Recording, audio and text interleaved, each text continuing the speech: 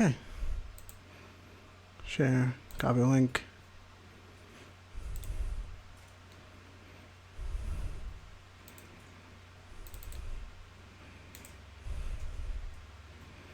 Ready to go live.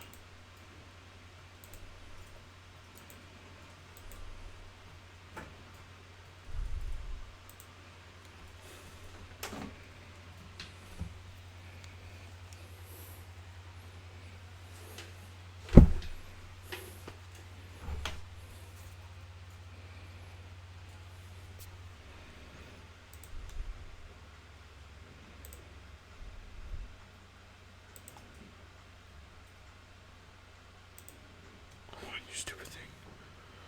I thought this was connected. Alright, I need this.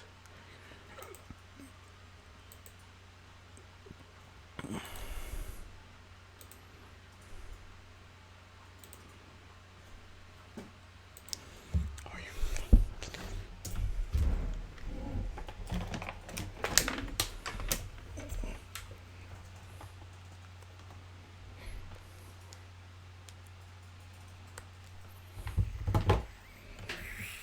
I need this to be angry.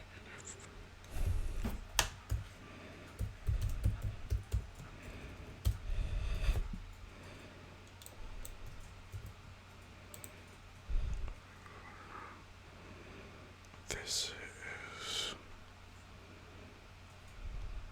for sure.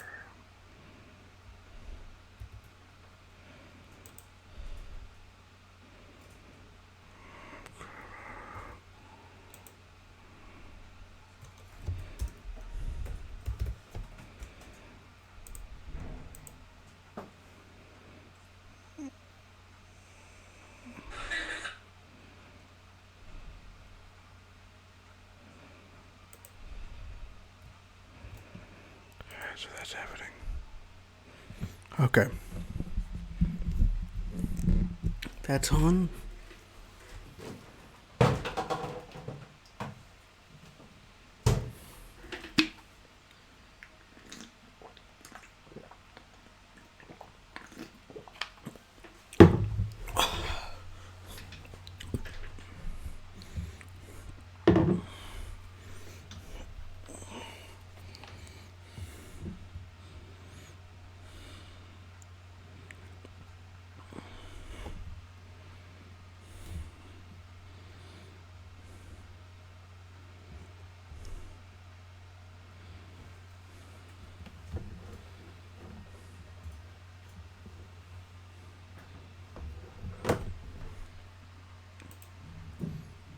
Okay.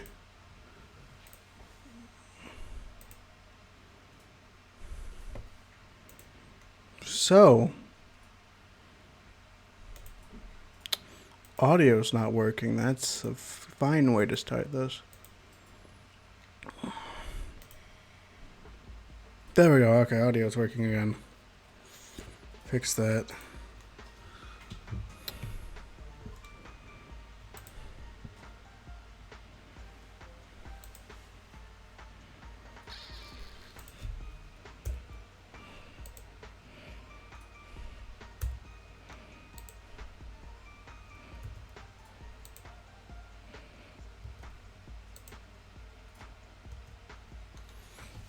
Okay, closest one.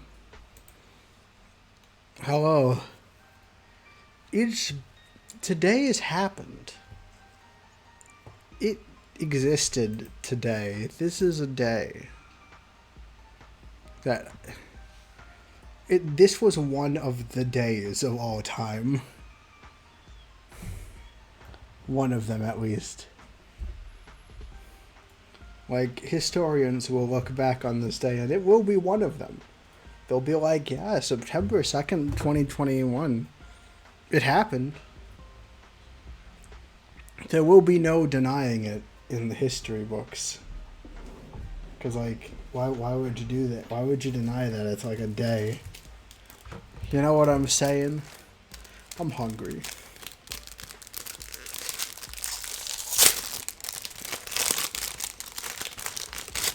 That's not even food I'm opening. It's the illusion of food.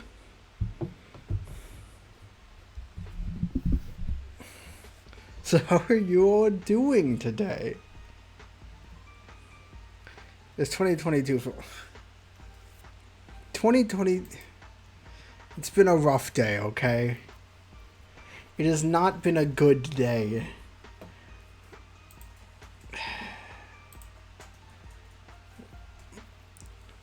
It's been a panic It's been...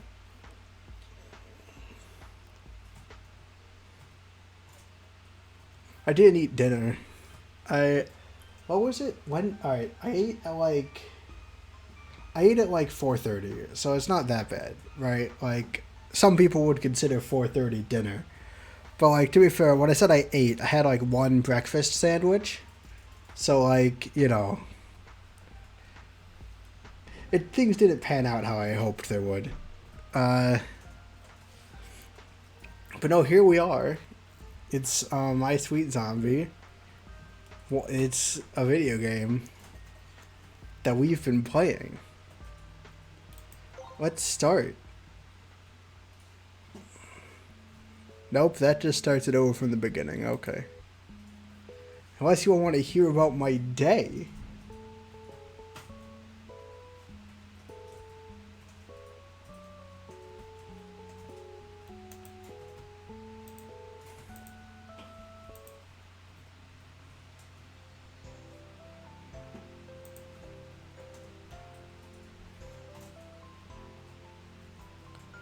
Okay, wait.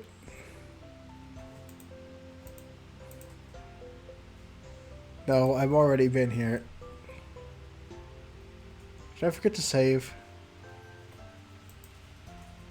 Okay, wait. Main menu.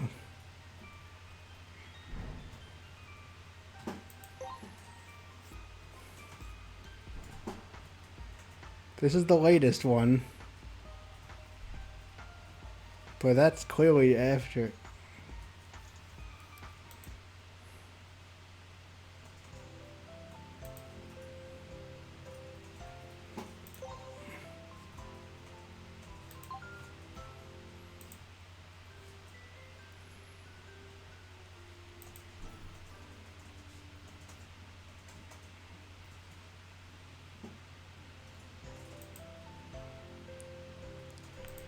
Wait a second.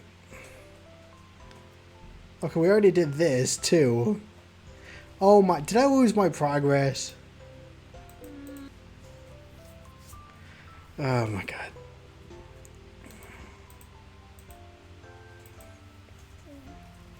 Note to self. Yeah, I think I did, because, like...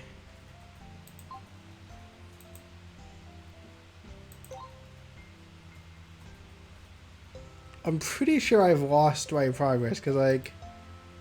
And, like... So I can save this here or whatever. Yeah. So, alright. Who wants to speed run? Great, we have to speed run. Alright, put that on...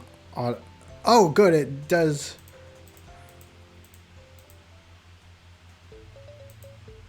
Alright, skipping. I'll just have to figure something out. That's what we chose last time. Gotta maintain the timeline.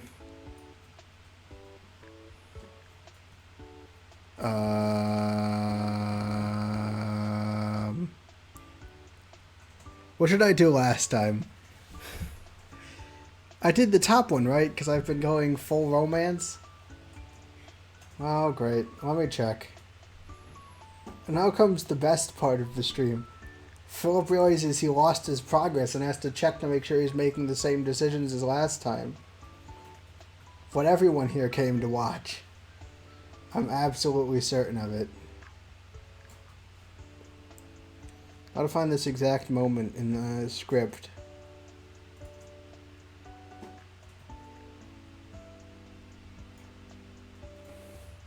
Here, y'all can listen to old me talk about this.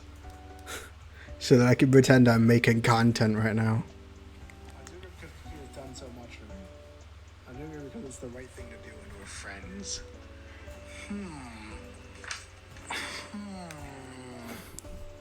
I'll reenact it with my mouse.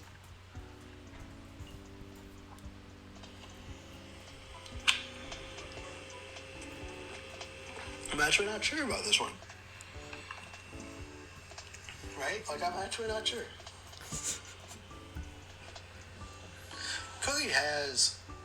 Cookie has benefited her mental state. Okay, skipping ahead. And friend zoning. And that means I won't win. I must win. I need to win. I forgot I was deranged. Okay, we're doing the top one. Skip.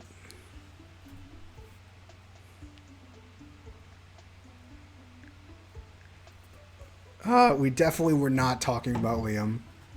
Because I remember talking about dinner and the old lady. Liam calls.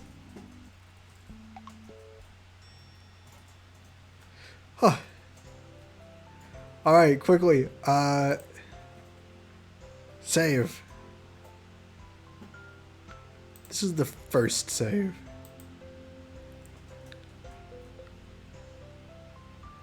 We did it. Yay.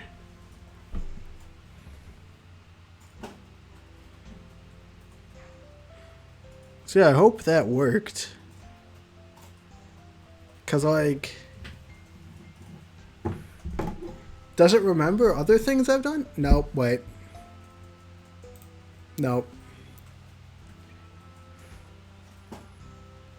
I refuse to do this. Okay, so I wanted to remember all of the choices I've made. This is very important to me, you know? I'd really like it to, you know, remember what I've done. Nope. Probably not gonna chat much, I'm pretty tired. Okay. I need the thing to remember what I've done. So we're gonna go to... Alright, we're going to start from the beginning and just make every choice the same. Okay, we try to run away first. Then we throw something. This is the cookies. Which leads to this situation. We name her Cookie. Hey, wait a second.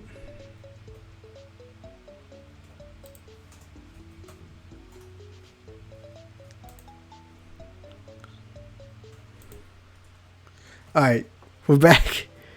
Alright, a couple of days have passed since I've decided to be more assertive at telling others no. Although my managers and co-workers have been surprised when I refused to help. Nope, wait.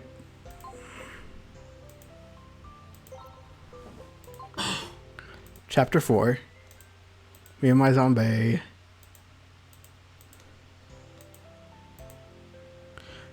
Cookie! It calls her Cookie here. It saved that, so the rest of the choices must be safe. So we can go to Chapter 5 now. Alright. Which means it's time, and I know this is crazy, 10 minutes into the stream, to start playing the game. So I finally figured all that out.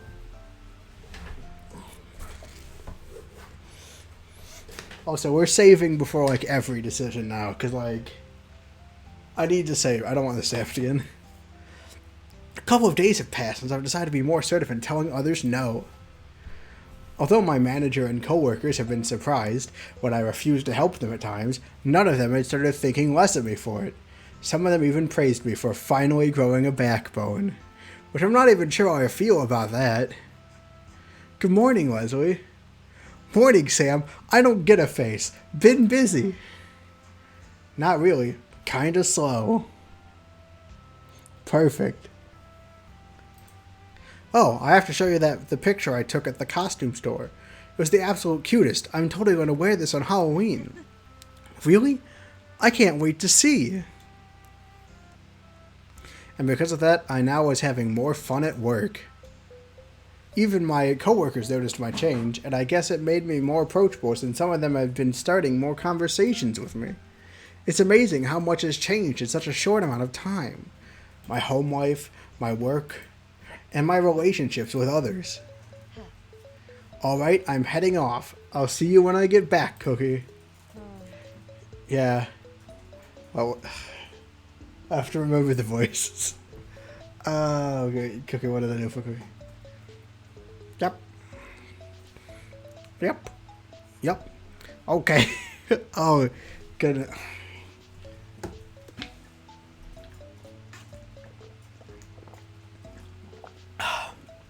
Okay. I can do it, Cookie. Yep. Okay. Is something wrong? No, not really. You don't sound very convincing. Remember, we promised to tell each other when something is wrong? But also, I won't force you to tell me. There's something on my mind. However, I don't think I'm ready to speak about it yet. That's fine then. Whenever you're ready, just talk to me about it, okay? I will. Have a good day at work then.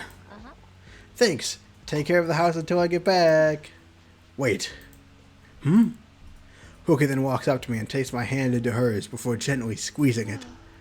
Come back home safe, please. Of course. I then gently squeeze her hand back before heading out the door for work.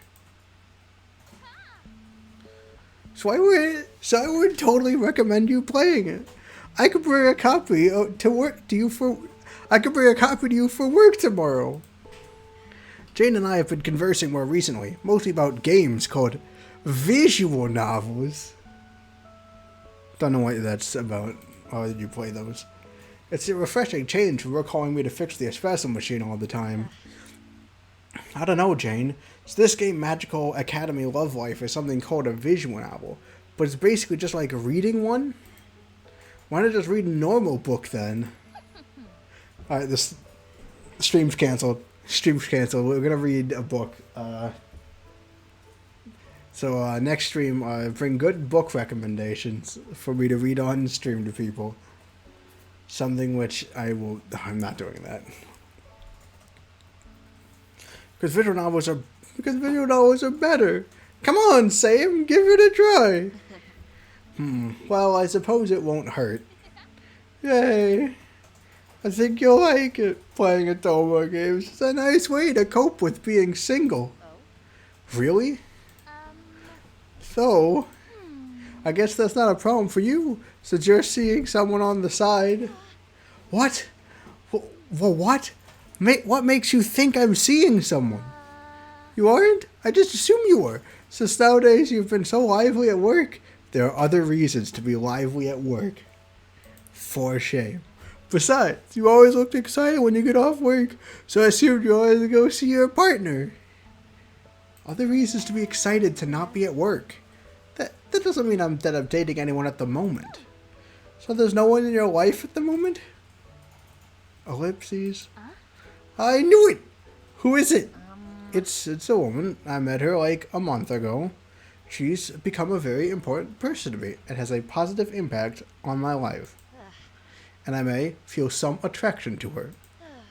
But I don't know if she's into me like that, though there have been moments between us. Well, you won't know unless you ask, right? So just pop the question. I like you. What do you think about me? Yeah, I'll try asking her. Now these moments, want to elaborate on what those moments are? Well, we don't have time to talk about this. We should get back to work. Darn. Jane walks off to head back to her station. As she does, William starts towards me. Hey Sam, how's it going? Well, nothing much, which is nice for once. I used to always be putting out fires at work, but nowadays, every day has been so relaxing, I'm not tired or stressed anymore at work. It's nice, isn't it? I think it's a good look from you. Thanks. Honestly, I could continue working like this if I didn't have that interview coming up. Oh, hey, Sam, I think you got a text message. Oh, you're right. I checked my phone briefly to see the message from Cookie. She must have messaged me on my laptop. I wonder what she's texting me about. You can go ahead and text back. Don't worry. I won't stitch you on your phone. Yeah. It's gonna take me a while to get back to the voices. Something that I just think way too hard about. Like, no one cares about the voices, but I do.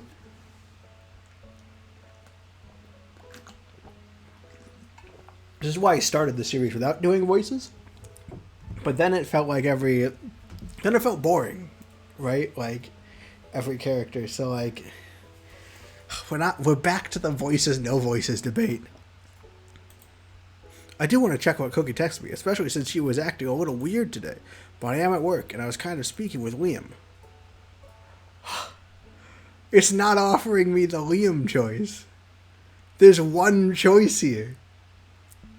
I think we've, like, locked into this path. Because, like, yeah, we're not getting dialogue option anymore. We have one option, and it's the Cookie option.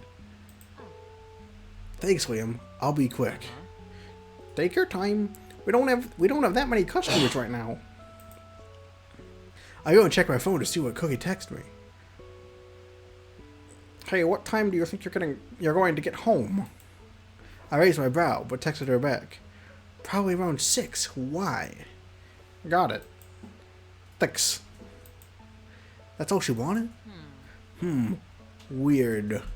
Now I'm kind of worried. Is something wrong with Cookie? It's probably a surprise. I put my phone away in my pocket and turned to Liam. Hey, Liam. Yeah? Huh?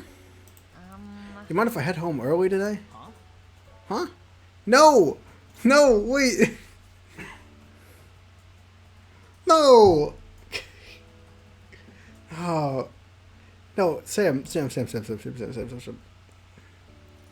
Clearly, she wanted to know when you got home.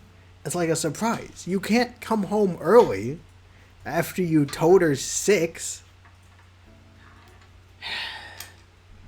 Huh? Any reason why? Just concerned about something.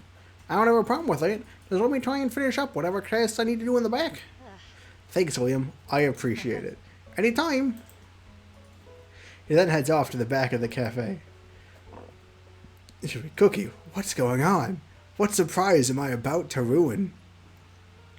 As I near my place, I start to ponder on why Cookie is acting so weird. Is she sick? No. Can the undead get sick, though? I mean, maybe. I'd assume possibly. Maybe she's homesick. Wait, that wouldn't make sense either. She has amnesia. I don't think she has amnesia. I think she's lying. But, maybe she's ready to leave. Okay, but maybe a cold feeling of dread then courses through my body. You're gonna like walk into the middle of like a surprise party being made, and it's gonna be. That's my guess. I think it's like a surprise, like a good surprise. I always knew that Cookie Girl would leave one day, just not this soon. Or I kind of never really thought she would leave. Cookie has become such an important person in my life. I guess I just accepted the fact that she would always be there, by my side. I never truly thought that one day she would go. I mean, I did tell her that whenever she was ready, she could leave. But even if she's not living with me anymore, that doesn't mean I don't want her to still be in my life. I have to talk to her about this. I walk through the front door and announce my presence. There's a possibility. Alright, so like, there's a few possibilities. Whatever it is, I think, like, clearly she wants to know when you'll be home for a reason. And by not coming home at the time, it, like, was going to throw a wrench in whatever Cookie's doing. I walk through the front door and announce my presence. I'm home. And then hear a loud crash and clatter. Cookie! I run towards the source of the noise, the kitchen. Cookie, are you okay? To hear that in front of me was this sight. Oh, the little road. Oh, cutscene. You assume too much, Sam. It is true. Sam? What are you doing home? No, this is not. That's William. What are you doing home? You weren't supposed to be here till 6. I came home early. I was worried. What are you doing, though? Nothing. I wasn't. You have to... Nothing. I wasn't... why did you have to come home early? Why did you have to come home early? You ruined the surprise! I looked around the kitchen and noticed the table was set up. Not to mention the place was a mess, as if someone had used it recently. Which means, were you trying to surprise me with dinner? Ellipses. Cookie, I'm so sorry. No, it's fine. Kinda my fault that I thought I could do this on my own. I mean, I can't make anything as good as you.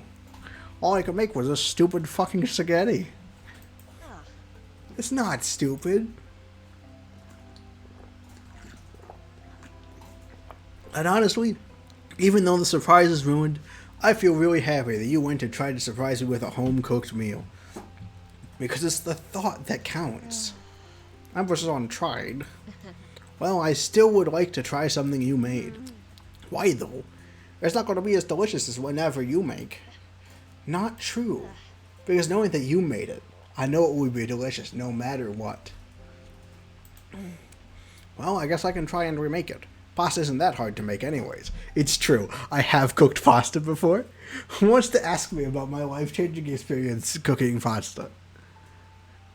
You should do that.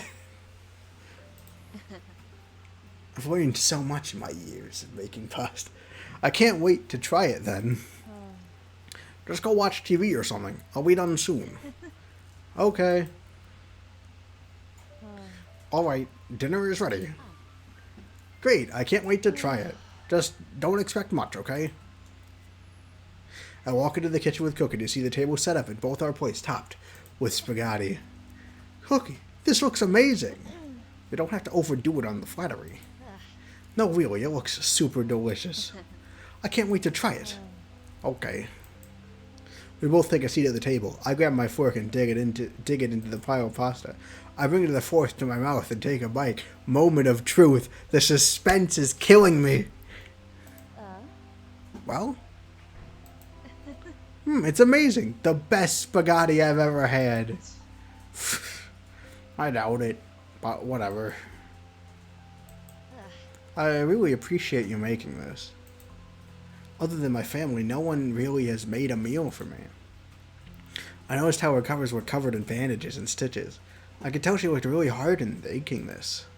It warmed my heart knowing how far she went to do all this. What do you need to cut for spaghetti? I guess she's cutting the tomatoes for the tomato sauce. But, can I ask though, what's the special occasion?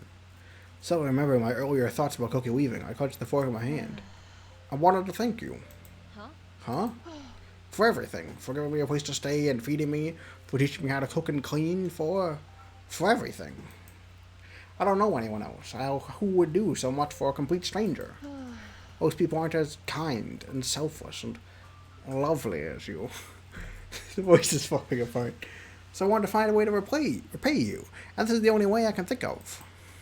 I know it's not much. But why are you crying? No one has ever said those things about me. I did get the occasional compliment that I was helpful or smart, but no one has ever told me I was... Oh, I did this again. You know what? We're saving. Yeah, every time we accidentally press the right trigger, we're saving. No one has ever told me I was lovely. I'm sorry, I'm just not used to compliments. I laugh weakly at the sad comment I make. Well, I do think those things. I just wish I could be the same. What do you mean by that? You're amazing too, Cookie. Thanks, but I don't need you to make up stuff about me. I know what I am. And so do I. You're wise. Wise? I can see wise. Wise? Yeah, I can see wise. It has been a week since I played this last because, you know, it's the weekly streams thing. I'm trying to remember if there's specific instances of being wise. I mean, there's not a specific word I'd use for... Like, she's not unwise.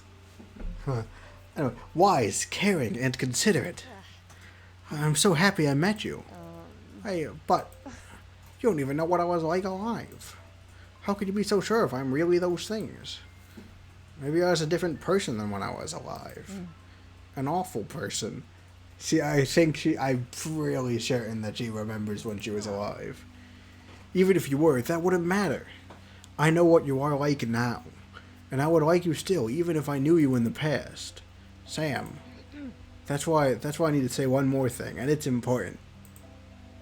Yes? Cookie, even if you decide to leave or go somewhere else, please don't leave my life. Honestly, I don't even mind if you never want to move out. I just want you to be a part of my life. And it's okay if you say no, it's your choice after all. Okay. Thank you. Now that is settled, I'm going to turn my attention to this wonderful meal you made. It's just spaghetti. No, spaghetti is a life-changing meal to make. You feel the power over those helpless noodles. Yes. Yes. Y'all should ask me about my spaghetti cooking sometime. A wonderful spaghetti. Fine, whatever you say. Cookie, you don't really have to help wash the dishes. I mean, you made dinner. I would barely call what I made dinner. Besides, it's fine. I plan to do it alone anyway. But since we both keep insisting one of us should do it, I might as well both do it. Well, okay. We were getting to wash the dishes together. However, I noticed that there was a piece of soap suds on Cookie's face. It seems she didn't notice yet. Wipe it off her. Kiss her. You don't kiss soap bubbles off people. Because you don't want soap in your mouth. Right? Consensus. Consensus in the chat.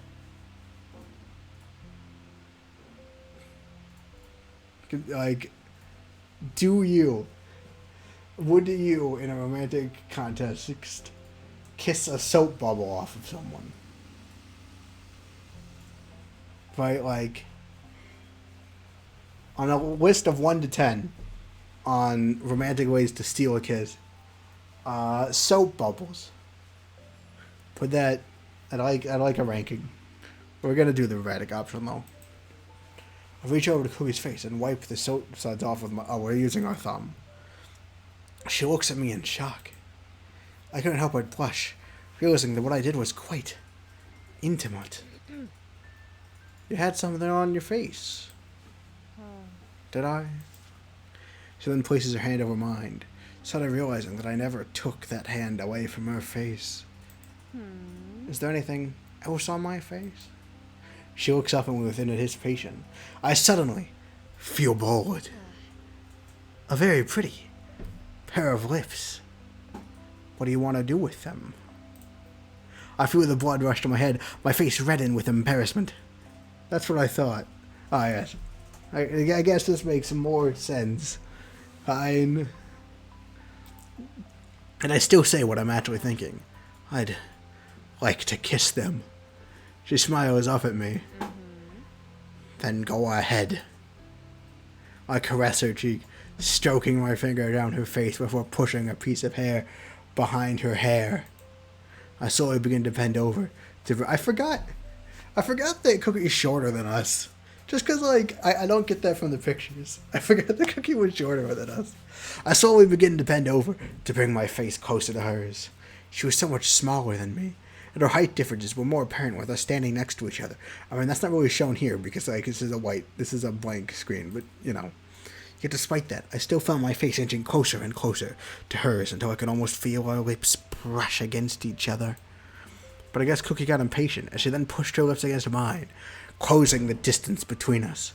I felt every inch of her lips against mine, even the small opening around the corner of her mouth. What is that? Sound? Small opening on the corner? Well, we accidentally pressed the right click button, so we're saving again. And my back hurt a little due to the fact that I had to bend over to reach her. But still. It was the best kiss I ever had. I slowly pull away, already missing the warmth of her mouth, and I look down at her. That was nice. It was. Though I gotta say, never had a kiss taste like pasta before. That's another line hinting that she remembers. Sorry. I'm not complaining. But let's make sure our next one tastes different. Let's finish these up and head to bed. Yeah? Okay. The end. We did it! I actually don't know how many chapters this are. This could be the last chapter. I was expecting like 8, but this could be it. I lay in bed thinking about today's events. Can't believe I kissed Cookie. And she said there will be a next time. I screwed into my pillow, a grin spreading onto my face. I wonder if she enjoyed the kiss as much as I did. I hope so. I wonder if maybe we might go further than kissing. Would I be ready for that? I mean, I'm a lot more comfortable with my body now, but I still have bouts of insecurity, especially when naked. Gosh, thinking about all this is making me a nervous wreck. Still, I really liked that kiss. Sometimes I do feel like Cookie is hiding something from me. Just the fact that she doesn't have amnesia. They've hinted that there's like 5 or so lines by now. But I do think we got a lot closer, though. Even though there's still a bit of distance between us. Hopefully that will change soon, so we're not done yet. I hope she'll trust me enough to share with me what is on her mind. Till then, I'll wait until she's ready. After having those final thoughts, maybe this is the end? I tried to soon overcame me and I drifted off into sleep. Chapter 6, Dead Ends.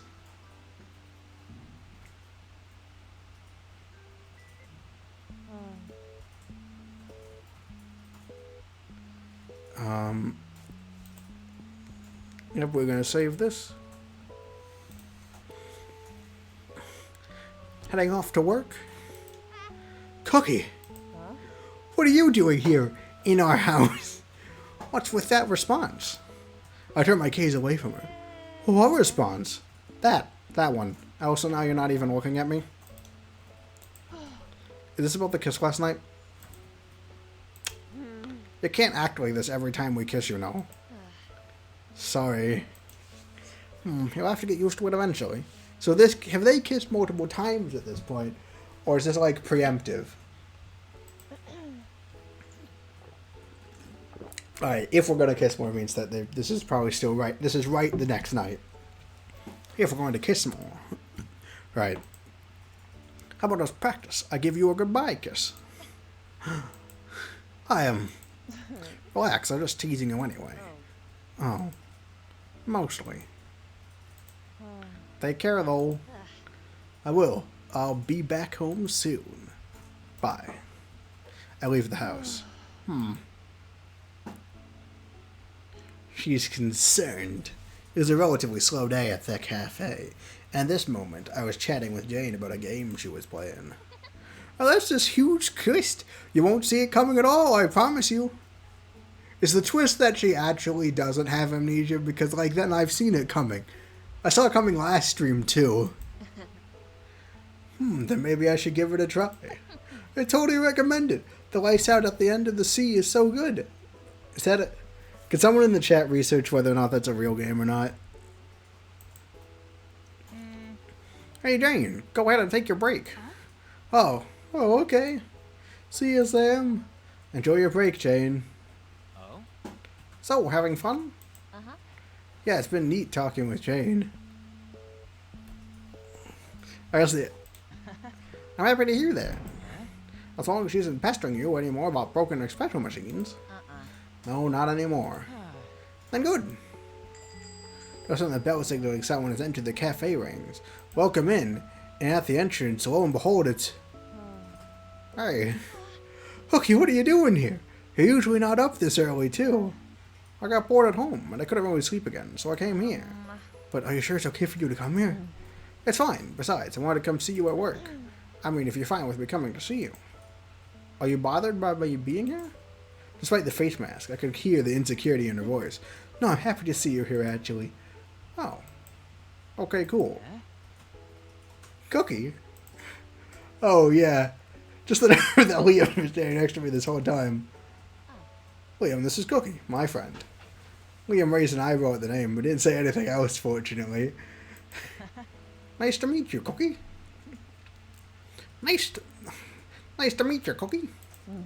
Yeah, same. Since you're a friend of Sam's, do you want anything on the house? You're sure? You're sure about it?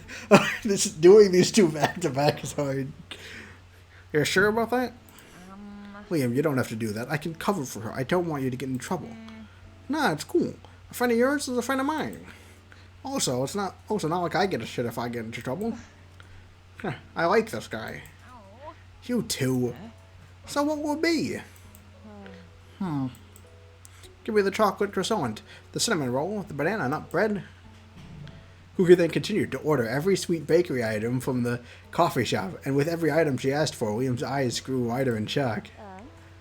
I'll stick a latte, but put every syrup you have in it till it doesn't taste like coffee. Every syrup? You've got a lot of... Everyone. An extra whipping cream on top. Alright, I think I got it. Go ahead and relax. We'll call you when your order is ready. Thanks, I appreciate it. I'll see you when you're off, Sam. Oh, see ya. Cookie then walks off to find a seat. Okay, so I might get in trouble. Liam, I am so sorry. Let me cover for her, please. No, it's fine. I was the one who offered anyway. Besides, she can't she really eat all those sweets? Won't like her stomach hurt at some point? You'll be surprised. Yeah, then call me impressed. I say money well spent if she actually manages to consume all that sugar. Though I was surprised that your friend had the same name as your cat. Aha, yeah. The name for the cat came from her. I can see why. She does seem like a cat in personality.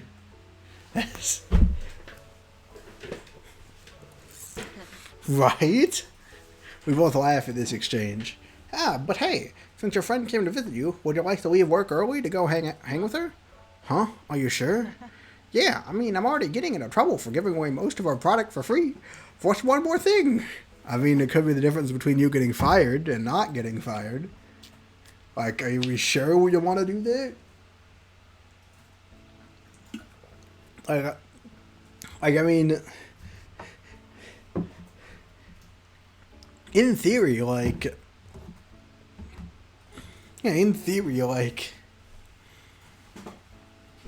I guess, I don't know, one more thing might be the straw that breaks the camel back. I don't know, I'm worried.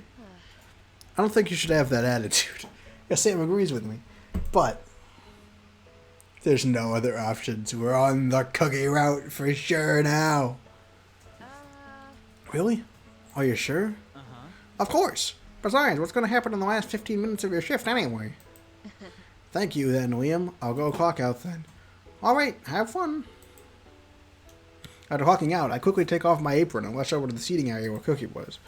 Cookie! Oh, hey, you're off already? No, Liam let me off early. Ah, that's cool of him then. Should we head home then? I look down at the coffee table piled with food. No, we can wait till you finish eating. I'd rather not carry this all home with us. Fine by me. Cookie then continues to sneak food to her hot mouth under her face mask. Actually, I can't imagine that being a comfortable way to eat. Maybe we should head home. No, that's fine. I don't mind staying here. I was sick of being stuck at home. I was shocked by her words. Made me realize that Cookie had been sort of limited to staying at home due to her parents. I mean, even though Cookie is kind of an introvert, anyway, at some point would feel the need to go out. I didn't think much into the future. It was to do with the fact that I myself was scared of it. Especially with the impending interview for a job that I might be stuck with for the rest of my life. But, oh yeah, right, we can't end it off. I forgot about the dreams subline. So we can't just end with the romantic resolution. We have to have the baking resolution. But I realized, too, the Cookie being, a zombie, she would probably not be able to live a normal life. She can't really go in public without a disguise, unless it's maybe Halloween. Just get some really good makeup. She couldn't really have a job. I mean, she could find some online work, but basically has no legal documents. It would be really difficult. But I think she does have legal documents, because I'm pretty sure she remembers. And then there's relationships with other people. Sure, Cookie has me, but she might not be able to make other friends. They might not be okay with the fact that she's undead. And what if she wants to pursue a romantic relationship someday? She's doing that right now! Thinking Cookie wanted to be with someone romantically caused a pang. What are you talking about? You kissed her yesterday! Sam. Thinking of Cookie wanting to be with someone romantically caused a pang in my heart. You! Either way, Cookie could probably never be able to live as herself in normal society. Once they start giving equal rights to the undead. But I doubt that will happen anytime soon. Okay, I'm sure... Alright, Sam is thinking, what if, like, the romantic thing doesn't last, right? She certainly knows that they're in a romantic thing right now, right? Some of the dialogue just implied that Sam is unaware of the, like, it's like, what if she gets romantic feelings with it? Like, like, that's what's happening right now. Like, she does know this, right? I'm imagining. I must be imagining things. I am imagining things. Clearly, she's just worried that it won't last. She clearly knows that this is a romance happening right now. Alright. I wonder if Cookie realizes too and it bothers her. I always thought she was kind of quiet, but what if she's actually depressed because she knows she won't have a normal life again? That might explain why she seems withdrawn at times, and why she's constantly snacking or eating. Not to mention the fact that sometimes catch her staying up late, playing video games, watching TV instead of sleeping, and sleeps for most of the day. I thought it was because she was undead that she did those things, but maybe they could be signs of depression. And I should know, before I transitioned as a woman, my depression and gender dysphoria was horrible. But after I transitioned, it did get a bit better, since now people saw me as my true self. But Cookie can't really do that, can she? I wonder if Cookie is experiencing something similar to that. Cookie, what's up? Do you hate that you have to hide the fact that you're... She raised about me, not understanding what I meant at first, but then caught on when she figured out I meant about her condition. Huh? Well, it is inconvenient, but I don't think I do much about it. But I mean, because you're undead, you can't join society. Like, you can't have a regular life. You can't own a job, get a home, get a job, have friends. I don't really want any of that. You don't? I don't really care to be part of any of that stuff. And I doubt they would accept someone like me. You don't know that. I could try and explain to people. Don't bother. There are some of them might understand, but there are people who would also fear me, pity me, or be repulsed by me due to ignorance on their own part. See, again, the way she talks is way too much from experience. The only way that I would actually get respect from those kinds of people is if I would be worth something to them. Sam also seems to assume the worth outcome on. That is true. Noticeable.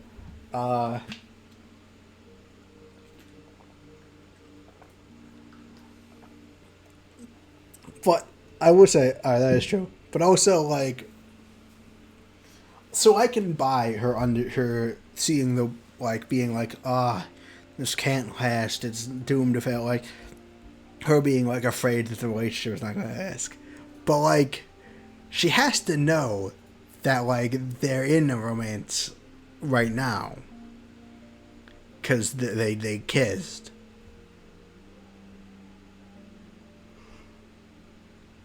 Right?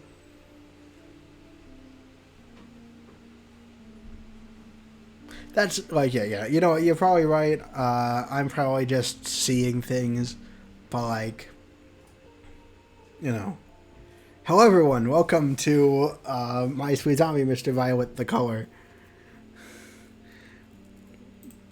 Cookie then pauses to reflect on what she is about to say next. And people tend to determine someone's worth, usually by how much they can offer to them or society. Alright, Cookie could be speaking about her experience with Sam, but Cookie could also be like, I get this feeling that this is like an experience like that she personally knows, that she's lying about the amnesia. Usually meaning how much money they have or make. I think about my own parents who've been constantly pushing me my whole life to become some doctor or lawyer or whatever occupation that will make me a lot of money. I mean, I realized my parents pushed me to be successful so I could find a stable job, and not have to worry about money or anything. But at times, it felt as if that the only thing they cared about was for me to have some nice, cushy job that they could brag about to our relatives. I think I see what you mean. Yeah, I feel like if I told people that I'm a zombie, they would just try to take advantage of that, which is the last thing I want. We both were silent for a moment. However, then another thought came to my head. What about... Yeah. Okay, thank you. Sorry about that. Alright, what about romantic relationships? You know, like the one we're in right now that I know about. Excuse me?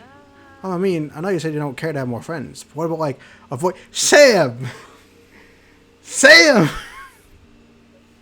No, Sam! Sam!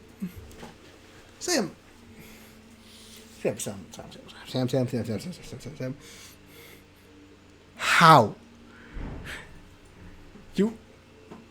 Okay, no, alright. Not... I'm assuming. Clearly she's asking because she's worried that... I have to believe that Sam knows that she's in a romantic relationship right now. Or at least that there are romantic feelings going along, because I know technically there was not a codified romantic relationship. But she has to know. She has to know that they have feelings for each other. Or at least she has to suspect, right? She suspected last chapter and then kissed. She can't be like, that's just another moment. No!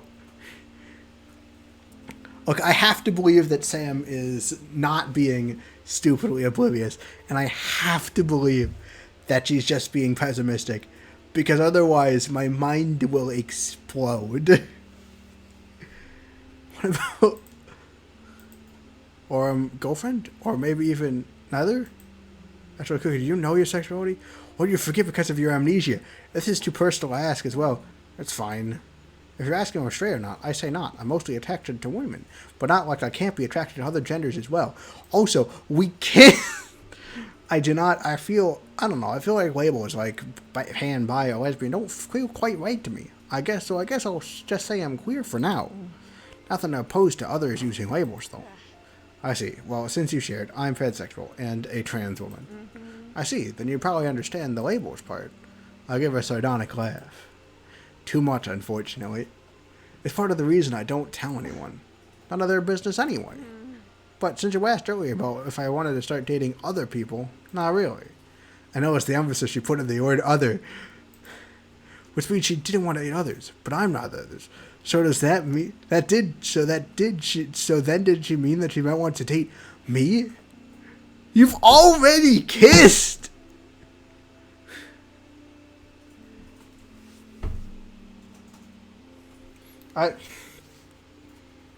They keep getting me with the, I actually read a surprising amount of romances.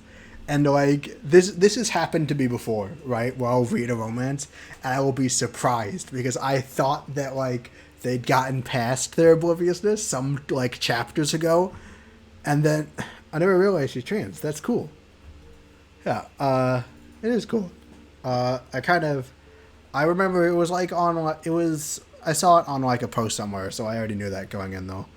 But what? No, where was I? Oh yeah. So this has happened to me before. I've read romance novels where I'll read and I'll get to a part and they'll be like, "Do they love me?" And I'll be like, "Wait. I thought they already knew that there was love going on here. How has this happened again?" I can't remember if it only happened one other time or if there were other times. But no, I think it's happened to me once before. One other story where I read it and I was surprised because I thought that the love interest was less oblivious than they were.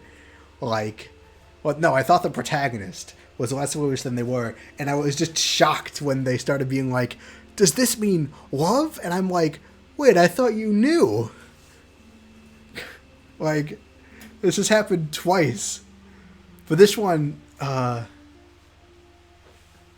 thought you knew. If I had a nickel for every time I thought the protagonist of a romantic story was totally clued in to how their love interest liked them back, and then they said something indicated that they didn't know and was shocked by it, I'd have 2 nickels. Which isn't a lot, but it is strange that it's happened twice now. I tried to look Cookie in the eyes to see if by looking in them I could see if she did have hidden meaning to her words. Hidden meaning? But she was promptly looking away from me. I see. I wanted to ask her to further emphasize what you meant, but instead I check it out and change the topic. How are the baked goods from our cafe? Wouldn't you know how they taste since you work here? Not really. I've never had the chance to try them. They're pretty good. Not as good as yours usually are, which means you didn't bake these? No, someone else comes in to bake them. I'm a barista, so I mostly focus on making coffee and managing the store. Alright, if there's an opening. This is how Sam will achieve her dreams of baking. That's where we're going. Why didn't you apply to be a baker instead? I didn't know about the position, Besides, that actually requires certain skills, and it's only full-time instead of part-time. Well, you're fine in the skill department, given the fact I just told you that yours are better. But since you mentioned that it's a full-time position, there's a question I have. What is it? Why are you applying to be an accountant instead of applying to work at a bakery or something? You obviously love to bake. Why aren't you doing a job for it? I felt my heart stop. It's just a hobby. It doesn't have to be. It might not work out. Baking isn't exactly a stable career. No career really is, and risks are part of life. Only really talented people really succeed in that kind of occupation. So what? Doesn't mean you can't be one of them. I could feel the anxiety welling up in my chest. Memories of arguments with my family started flashing in my head. My hands, which had clenched up into fists, started to visually shake. Okay, can we please stop talking about this? Yeah, I'm sorry. Thank you. Here. Cookie holds out a fork, containing a piece of cinnamon roll. Huh? Since you haven't tried it before. Ah, thanks then. I lean over and take the fourth into my mouth. It's good. Glad to hear it. Want more? Yes, please. Let me feed you this time. I don't know. Huh. What do you know? I think we're just on the cookie. I don't know what the difference is between these two. Yeah, I don't... So, in the past, it's usually been pretty obvious what the cookie choice is. But no, this time there's two cookie choices. There's Tookie choices. Tookie choice. That's much better. I'm going to save. That's the first thing. And I think I'm going to ask her to let me feed her this time. Let me feed you instead. Huh? I would prefer. Please. Oh, that might have been the bad thing. Still. Pretty please. Fine. Yay. She hands me the force and I cut a piece. I just thought, like a couple's thing where you reciprocate. I don't know. Maybe it doesn't seem to be the correct cookie option. I failed. She handed me the fork and I cut a piece of the cinnamon roll. I then held out the piece to her. Here you go. She then reluctantly eats the piece, slightly blushing as she does. So how is it? It's good. I'm not surprised. The bakers here are really good at their job. Though it would probably be better if you made them. Jeez, are you just trying to get me to make you something tonight? Nah, I'm being honest. I guess I've just been spoiled by your cooking. Now I'm the one turning red. Well, thank you. You're gonna feed me again? Yes, you are spoiled. Sorry I'm late, I had a lot of packing to do. Well, yeah, you missed us feeding each other with, forks. So I'm sorry. I truly apologize. It was the best I've seen. Also, you missed the first kiss, so sorry about that too. And then you missed me freaking out as Sam, after the first kiss, went, man, I wonder if Cookie has romantic feelings for anyone. And then I, lost my mind. So you missed all of that. Yeah, no, you don't have to apologize for being late, though. You can always watch the archive. That's why I archive everything obsessively. By you. Yes, I guess I have to take responsibility. Then last of this as I feed her again. Oh my gosh, I'm so full. I don't know if I even want to eat dinner later. How are you full from just a few bites? How are you not? No. What are you saying no about? So, just by the way, points on the timeline. Sam suspects that Cookie might have feelings for her. They also kissed last night. So, logic, figure out the logic pattern there. And then, I don't know what you're saying no about. It could be many things. I'm guessing it's about missing the kiss. Is your stomach a bottomless pit? Are you a bird? We both laugh. I don't know what it is about Cookie, but it's so easy to relax around her. I guess that's due to the fact she's been living with me for this past month. It's amazing how much my life has changed. And even though it's only been 1 month, I can't see a future without Cookie in my life. I'm sure I missed a lot of the parts, but I just want to pop in and say hi. Still got a lot more khaki to do. You can always put it on in the background. And then you won't miss any. Then you can look over only for the good parts. Also, I can't see a future without Cookie in my life. Sounds like the dramatic setup to an arc where, like a final arc where it looks like Cookie might leave her life, right? We should be heading home now. You ready? Yeah. As I enter the door, I take Cookie's bony hand in mine. I thought it might help if I covered it with mine. I see. Maybe we should hold hands for the rest of the way home? I like how they're embarrassingly asking to hold hands after they kissed last night. I think so too. Cool, then let's get going. For the rest of the walk home, Cookie and I walk side by side, holding hands. I never understood holding hands. I don't know what's romantic about it. It's a week before Halloween and my impending interview for the accounting job. However, I won't think about that right now, because today is my day off and I've got some big plans. Okay, Sam, you can do this. He's wearing the dress. Just breathe.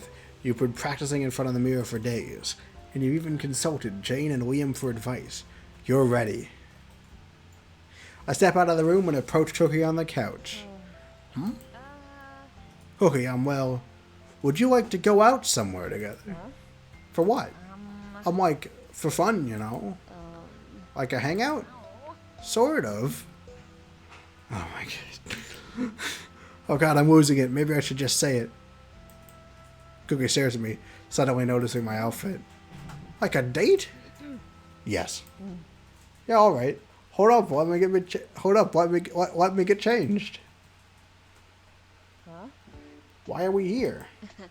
I heard this place is selling Halloween costumes. I was thinking about getting some costumes for Halloween, and we could wear them when we pass out candy. Kind of weird to shop for costumes when I'm basically a costume. Also, instead of passing candy out, I'd rather go trick-or-treating myself. Don't we all? Then maybe you could pull it off. I mean, you're pretty short. Hey! Come to think of that as a blessing. I had to stop at 10 because I got too tall, and grown-ups kept thinking I was too old. What the fuck? That sucks. It does. Either way, let's head inside. We both enter the store and start looking at the accessories and costumes they had on display. None of which are displayed in this image that I feel like they kind of wanted to reuse, and that's why we're back. Maybe we could match? Maybe I could go as a zombie too. No, I don't think a zombie would suit you. What, you don't think I would make a cute zombie? Of course you would. You're adorable. I just think something more pretty would suit you. Like what? You know, like a princess or an angel. But I want us to match. Well, how about we both go as cats or something? You're kidding, right? A zombie cat? I mean, there are weirder costumes out there. Besides, I think you'd look cute in kitty ears. I wave the pure white cat ears in front of her. Don't you fucking dare. Come on, just put it on real quick.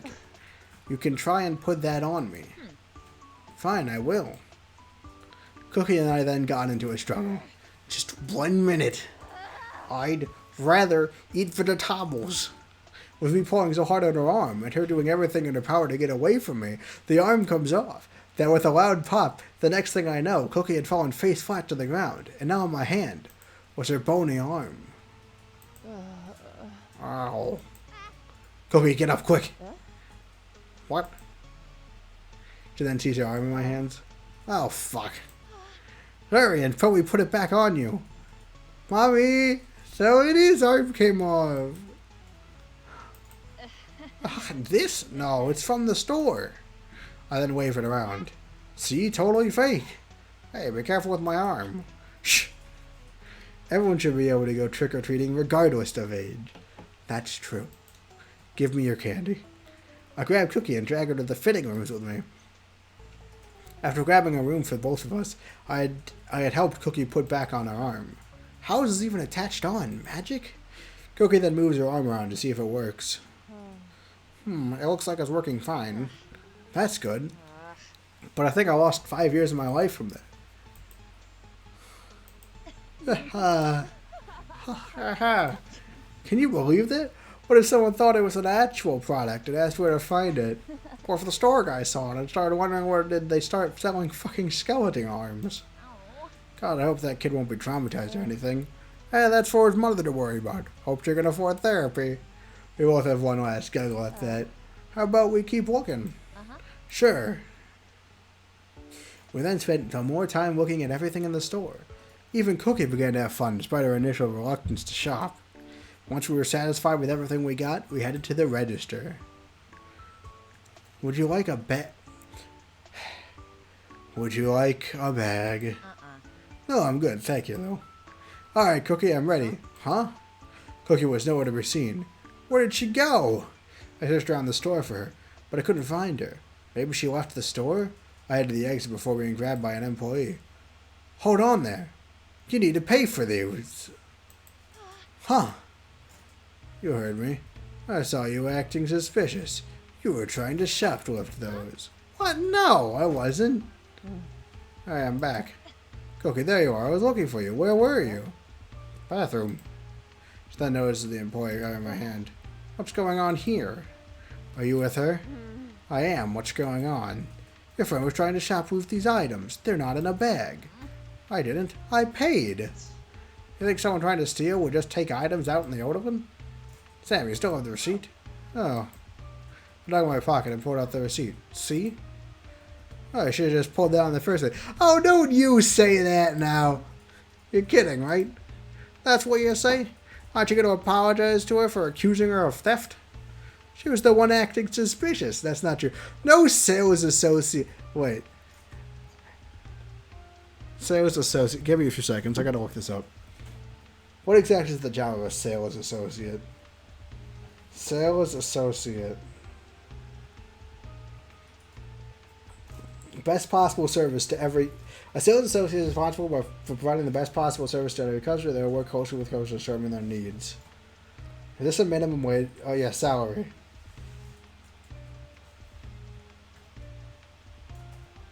The average salary for a sales associate is $17.42 per hour in the United States. I mean, that is a good chunk above the... that's basically $10 above the minimum wage. So, like, not a minimum wage worker, but, like, I mean, are they really, like, I just can't imagine a sales associate actually caring about this, right? Like, you got the one sales associate that's not like, well, I guess that's happening, and then doesn't bother. Excuse me? Who can then steps up to the sales associate? Say that again. Okay, apartment, generally target. Cookie, let's just go home. Fine. Cookie and I start heading for the exit. That's the line that happens right before the sales associate goes back to say something, to even like to just start things up again. However, suddenly Cookie stops near the entrance. Cookie? Oh, great. Just then, Cookie pushes down the mannequin, hitting all the other mannequins, and they all fall like dominoes. Run. What did you do? I'll call the police. We both start sprinting from the store. We both were kneeling over, trying to catch our breaths. I can't believe we ran all the way over here. Oh, how do my lungs still hurt? I thought they stopped working. Did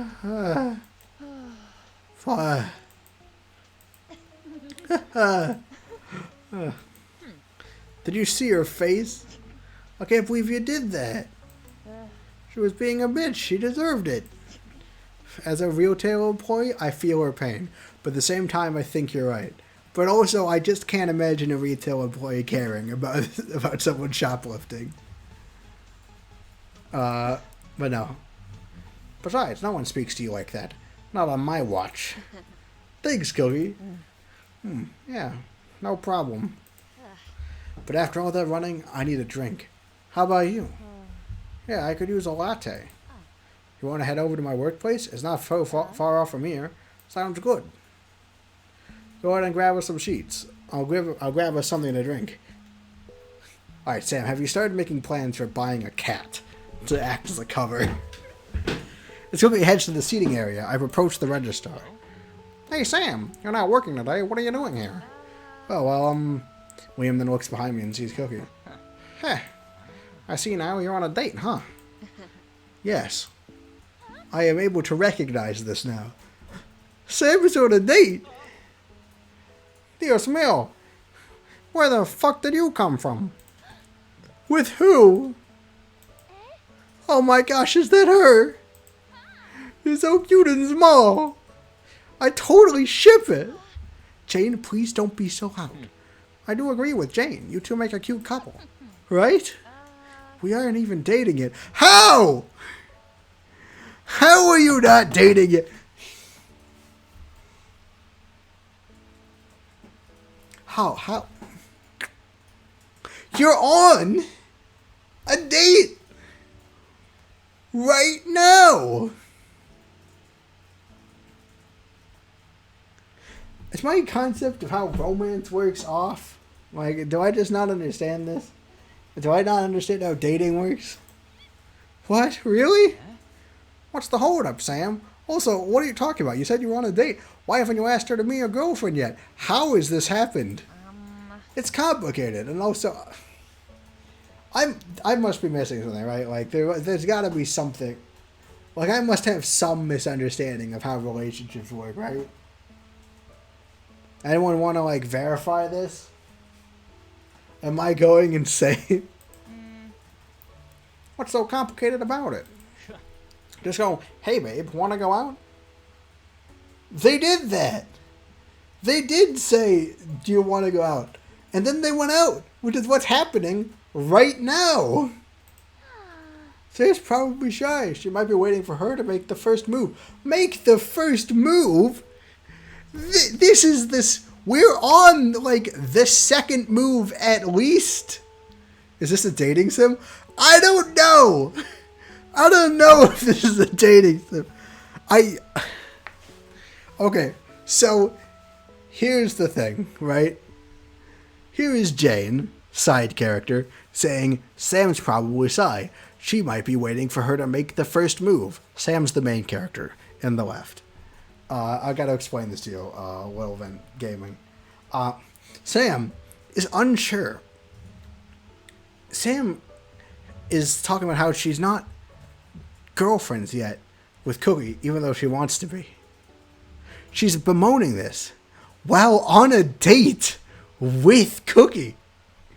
After kissing Cookie a couple of nights, like a while back. Not, I don't actually know. It might have been a couple of nights ago. It might have been like a week ago. I didn't keep track of the time skip.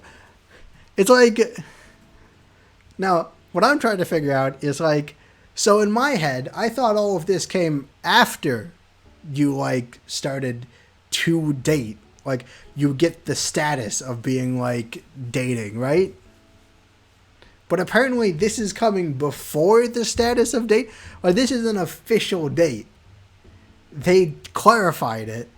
And, like, also, they had a kiss earlier. But, like,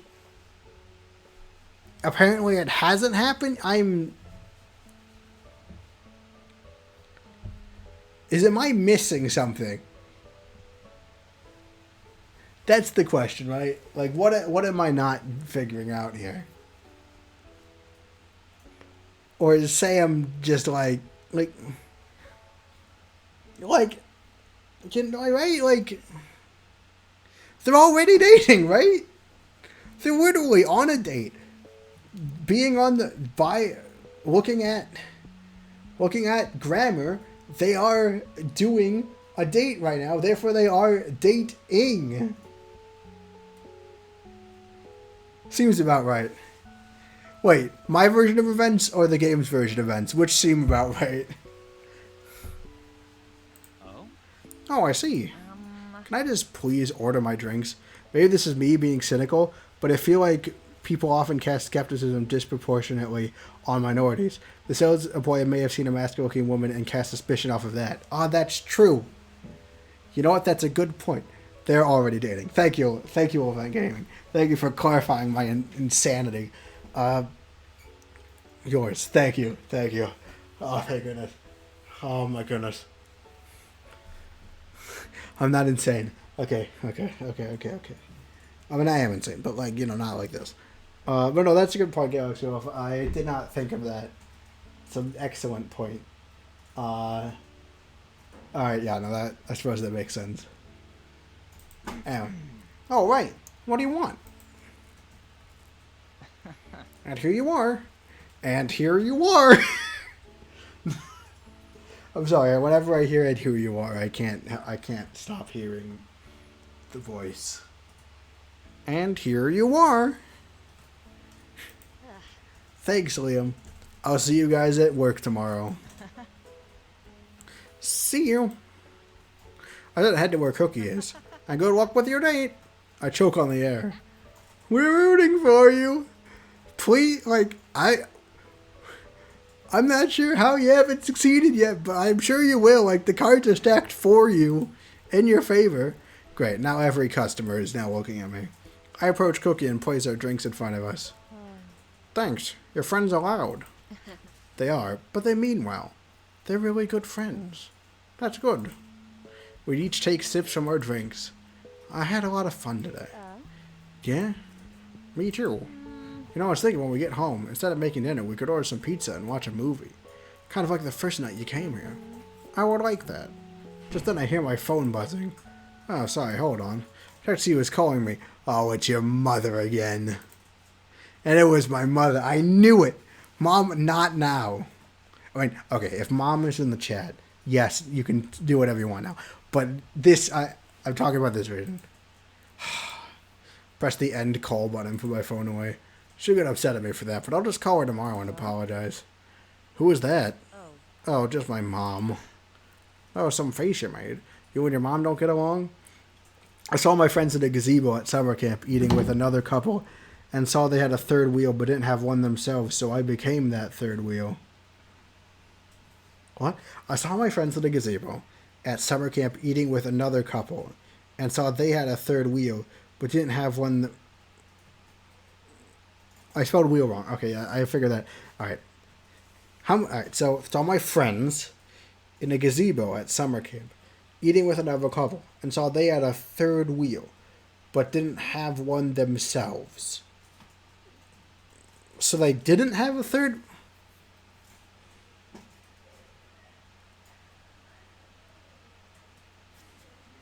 You're going to have to elaborate. I'm getting confused. That was some face you made. Your mom don't get along? No, it's not. I mean, no, you don't get along. I'm sorry. It's hard to explain. Got time to listen. I mean, the other couple had a third wheel. My English is bad. Okay, so how did you become the third wheel?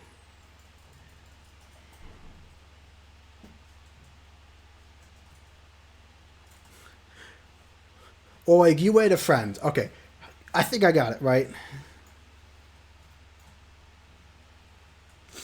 Oh, I see. So there was a couple and their third wheel, and you saw two of your friends who were also a couple, and you decided to become the third wheel of your friends, so there would be 6 friends, right? Am I doing this right? Did I get it? That's my interpretation. I love my parents. I just wanted to say that first. I'm grateful to them for raising me, but they're really bad. I sat in the chair next to my friends and started cracking jokes. They've always been very controlling of my life. It's why I always assume the worst of things and don't feel good enough to accept kindness or stuff. And have... Oh, yeah, yes, I got it. And I don't feel any worth in, in my baking career. They would press me to get good grades, so most of my time was spent studying. I struggled to make friends as they imposed a heavy curfew on me and would be very critical of who I hung with. I basically went to college and studied a major that they decided for me. I mean, I never really fought against them, though. Yeah, because you were a child.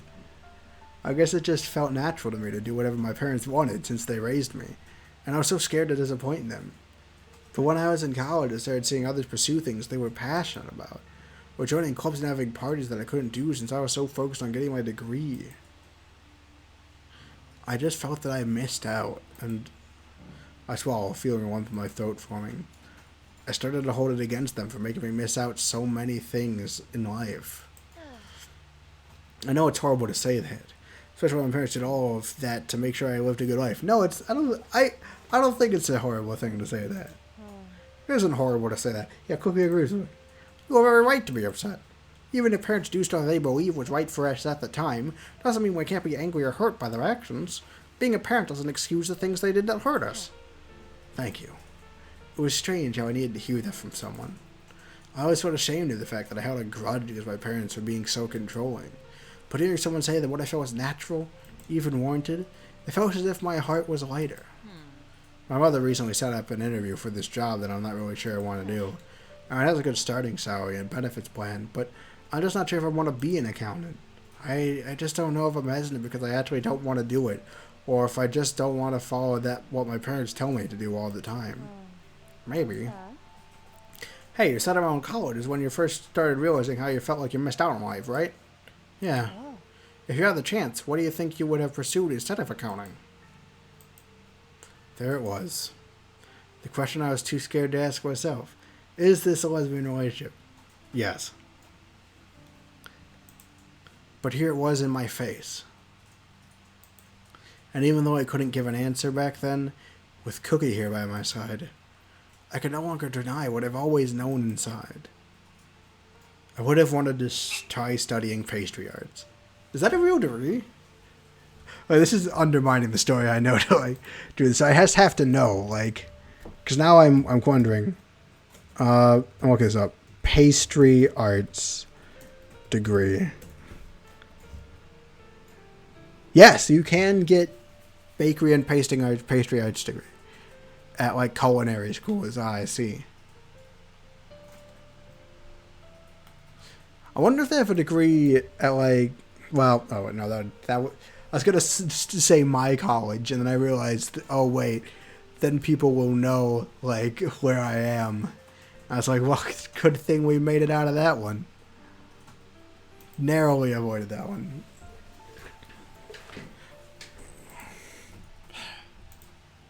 I mean, I don't really know if I want to become a pastry chef, but I would have at least liked to have explored that option to see if it was something I truly wanted. But I feel it's too late. It's never too late. It's never too late to bake. And I'm okay with that. I'm not unsatisfied with my life now. Put my hand over Cookie's. Cookie, thanks to your help, my life is so different than it was before.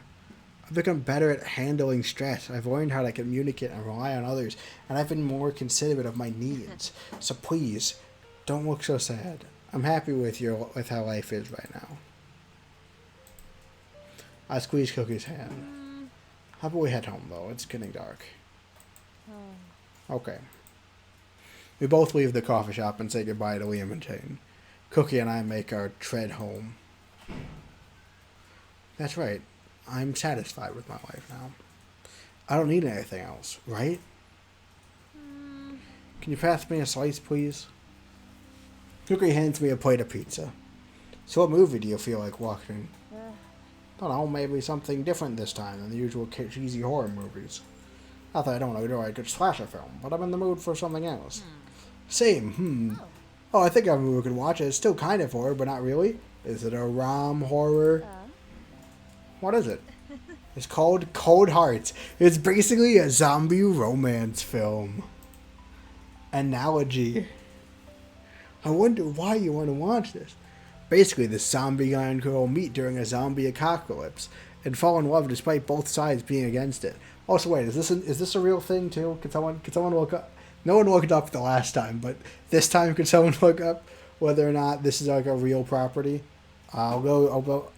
There's yeah, I can go up. Cold Hearts. Someone look up if Cold Hearts is a real film. It's like Romeo and Juliet. Or it's zombie. Someone look up if Romeo and Juliet is a real thing too. Make sure, like, get back to me on that one. Really? I mean, I thought since this is a date, a romance film would suit the mood. All right, I'm in. You know, this date we're on with. How do you not realize you're in a relationship, Sam? Go ahead and put it on. I shouldn't. You know, maybe maybe I'm coming off too strong on my criticism of Sam's obliviousness. Maybe it's just like a cultural difference, and I'm making fun of something I shouldn't. I don't know. First vampires, then werewolves, and now zombies. Maybe if I do decide to reveal who I am, I probably won't be trying to stop people from shooting me, but to stop them from getting into my hands. You might have to be the one who carries a weapon.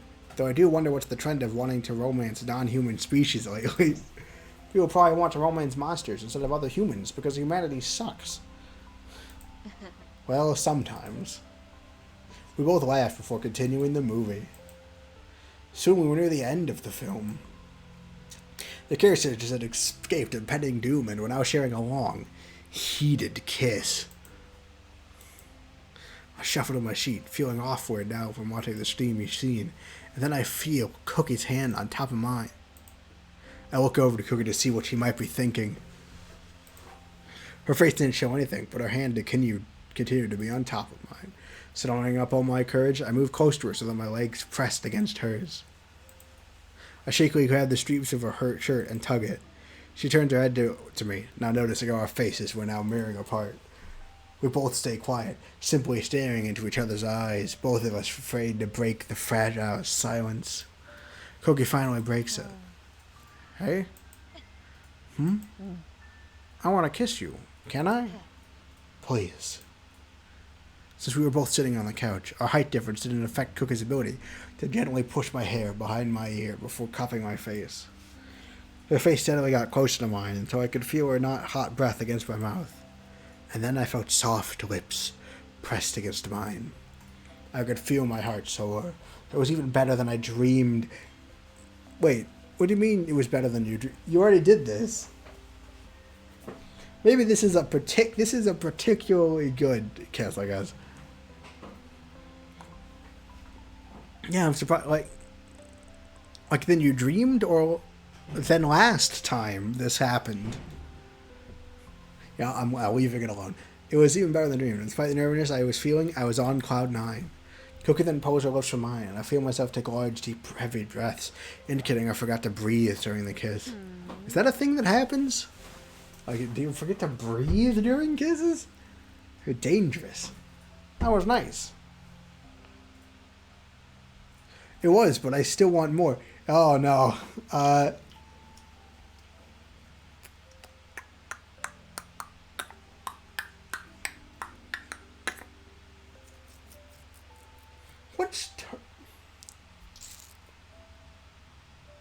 Okay, so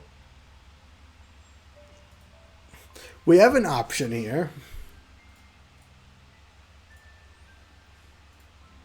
What do you guys? What does chat think about?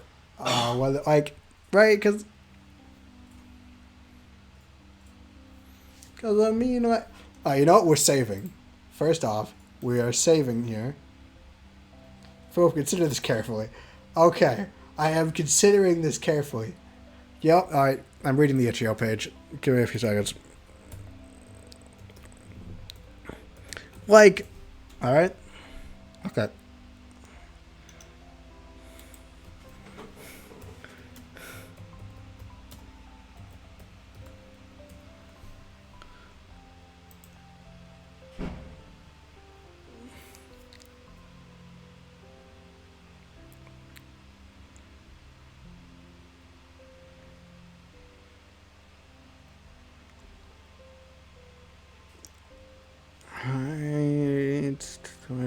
Cut it.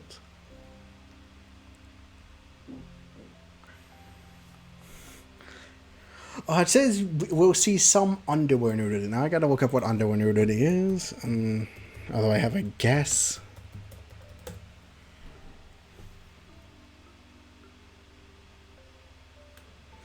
Alright, that's not a real term. They just made it up. We're strictly against An outsider interferes with the affair between two evil male vampires and one's evil boyfriend who lives a pack of nuts. Okay, but not safe for work is a vague topic. Also, I am going to go on a hunt that I can just find this on YouTube. Like,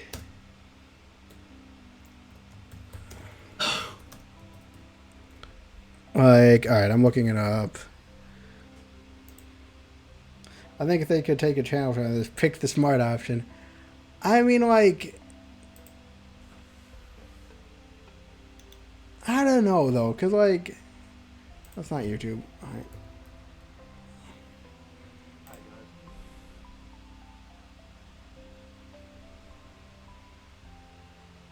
Original story, lay them out, something out.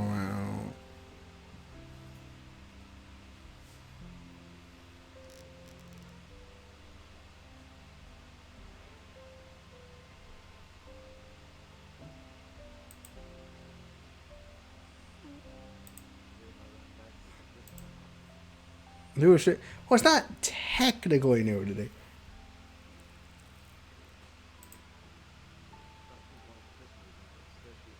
Also, yeah, you can definitely find it on YouTube. So I swear.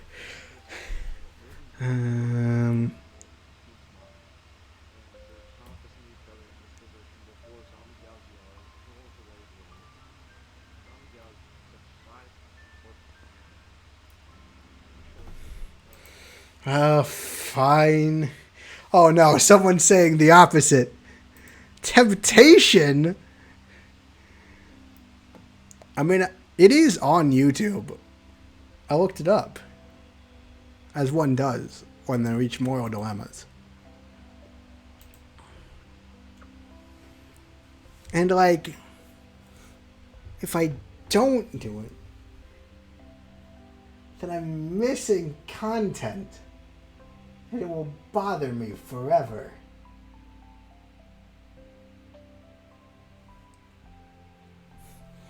Alright, I'm making a chat poll. Okay, wait. Here we go, Zungans. YouTube terms of service. Terms of service violation. Yeah. We're not paid, so we don't have to care. Content and conduct. There are two things on your shoulders, me and the wolf. Listen to me. Oh no. Find a full list. Scam and defective practices, sensitive content, nudity and sexual content. Let's see the exact policies. I'm not watching the video. Women are made to sexually gratify not all on YouTube. Public pornography may result in constant. Alright, well, that's meant to be sexually gratifying. Posting pornography may result in content removal or channel termination. Viewers carrying fetish content will be removed or age restricted. Though, interestingly, that isn't threatening a channel termination. Posting violent, graphic, or humiliating fetishes are not allowed on YouTube. If you find content about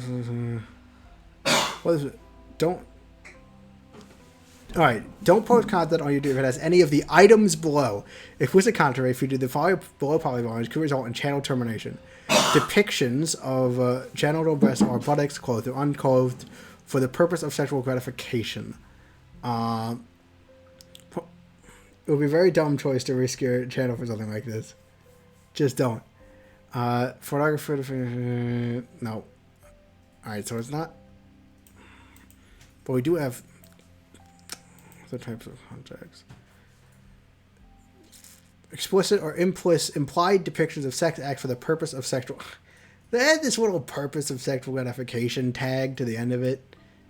Applies to real world or dramatized concepts of some of these video games or music.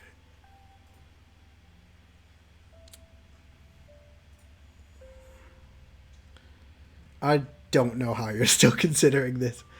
Fine, yeesh. Fine. Do it for what do we have to lose? I mean, the channel technically, so like, yeah, okay, we're doing the, it was. Look, I'll watch it on my own later and then tell you how it is. No. Yeah, no, we're not doing it. Just cause, I don't know. Like,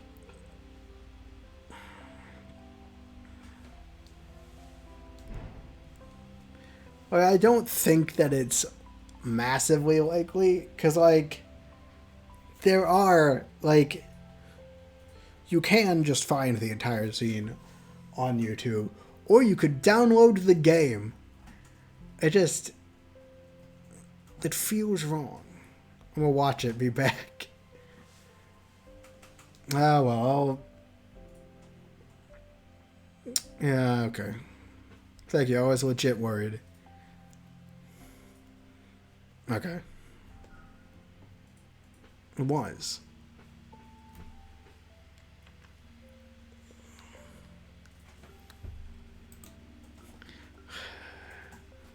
It just feels so disappointing. I'm missing out on content. I wonder. Cookie then leans her head against my shoulders and closes her eyes. I really enjoyed this date. Yeah, I did too. We should go on another sometime soon. I think so too. Sam? I'm happy that I met you. This is exactly what happens before the other shoe drops, you know.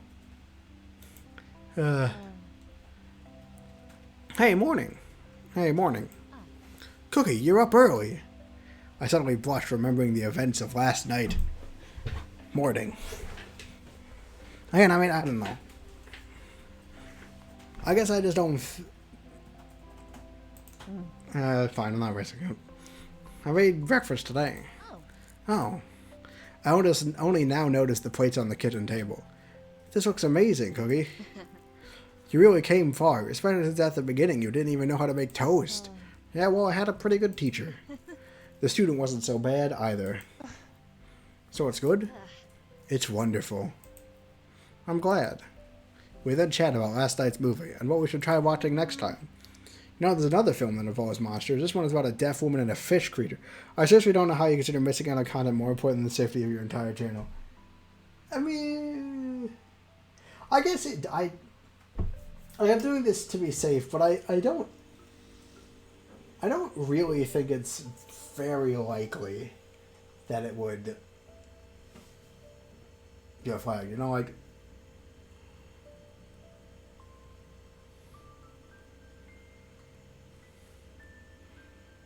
but yeah, I guess like it would be really dumb if the channel got terminated over this.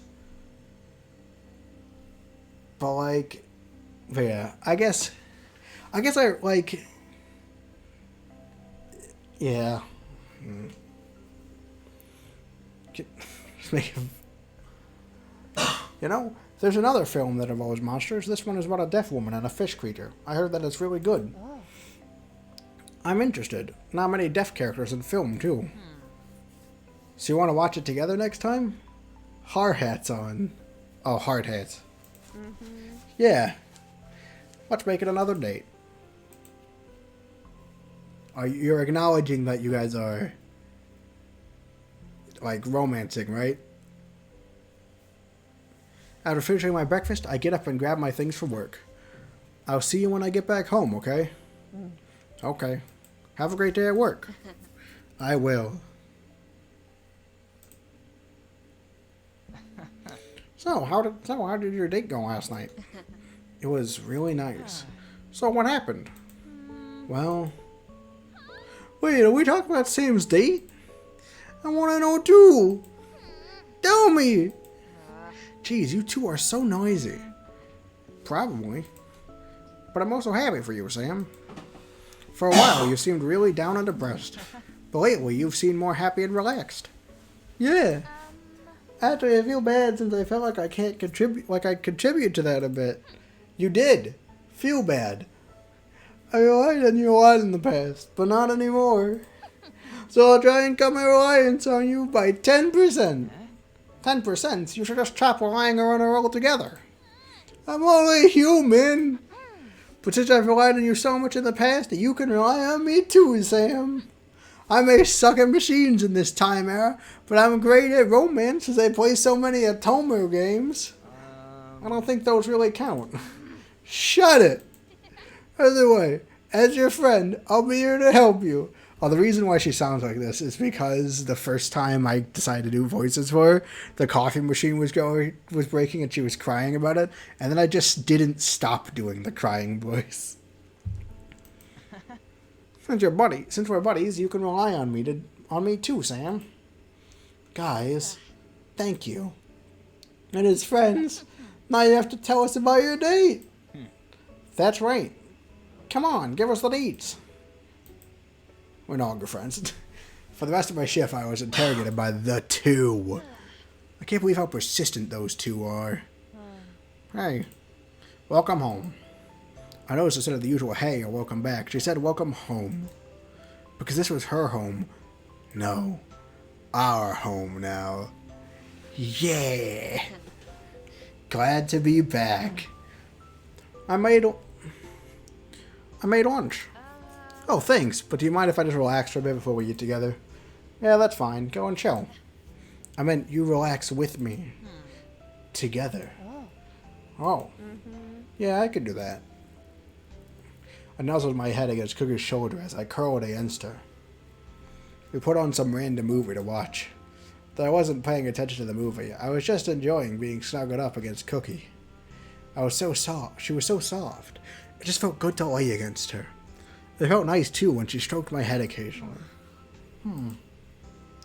Cookie lightly chuckles at my purr. Enjoying yourself? Very. No! Come on! I have, like, this massively unbalanced, like, setup that's, like, keeps falling. You mean our home Russian music intensifies. It seems it has reached the end. The two main characters are now getting married. Marriage. Hey, Cookie. Do you ever think of the future? Not really. I never really cared to. I see. But lately I've been feeling different on that. I'm gonna be honest, Sam. I don't know what happened to me, but I don't think I can go back to being a human. I think I'll probably remain like this for the rest of my life now. Well, even if you do, that's fine with me. Human or not, that doesn't matter. I'm happy to hear that. And I'm sure we can figure stuff out. I mean, this is the best time to be a zombie. I mean, everything is almost down now online. Everything is almost down now online. What does that mean? I mean, everything is almost down now online. True, guess I could try and find a job. Oh, done now online, so they don't have to... She doesn't have to... I see. Doesn't have to leave.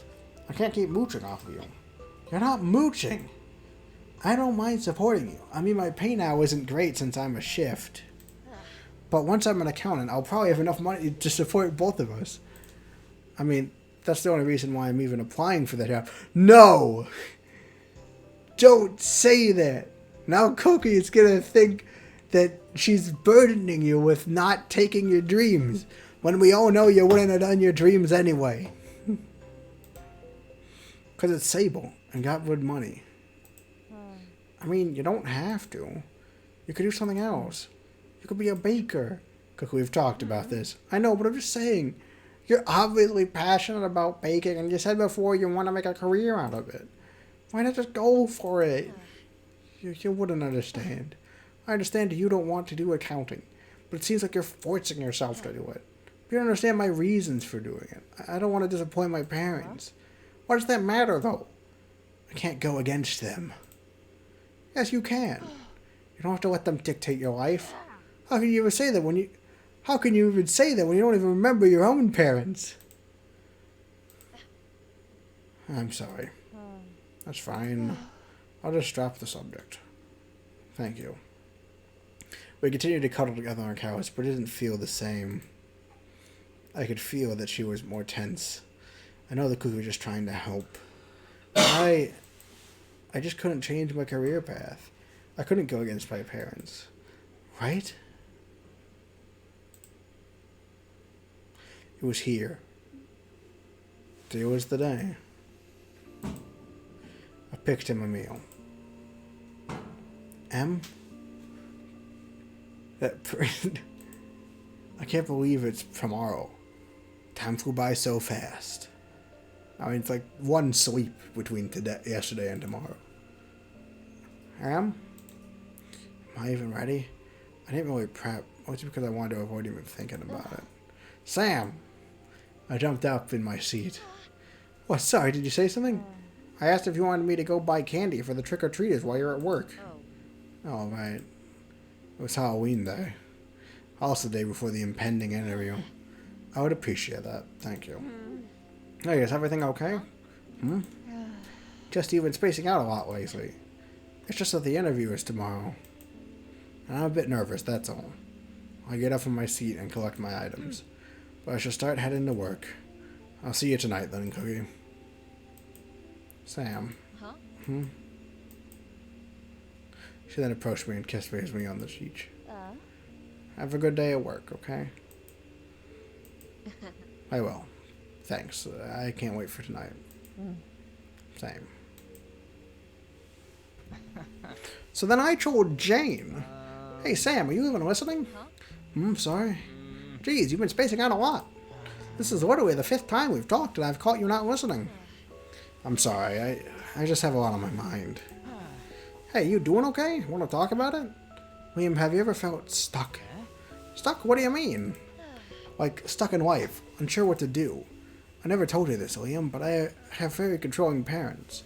Like, they would constantly get on me for my grades, imposed heavy curfews, or criticized me a lot for small things.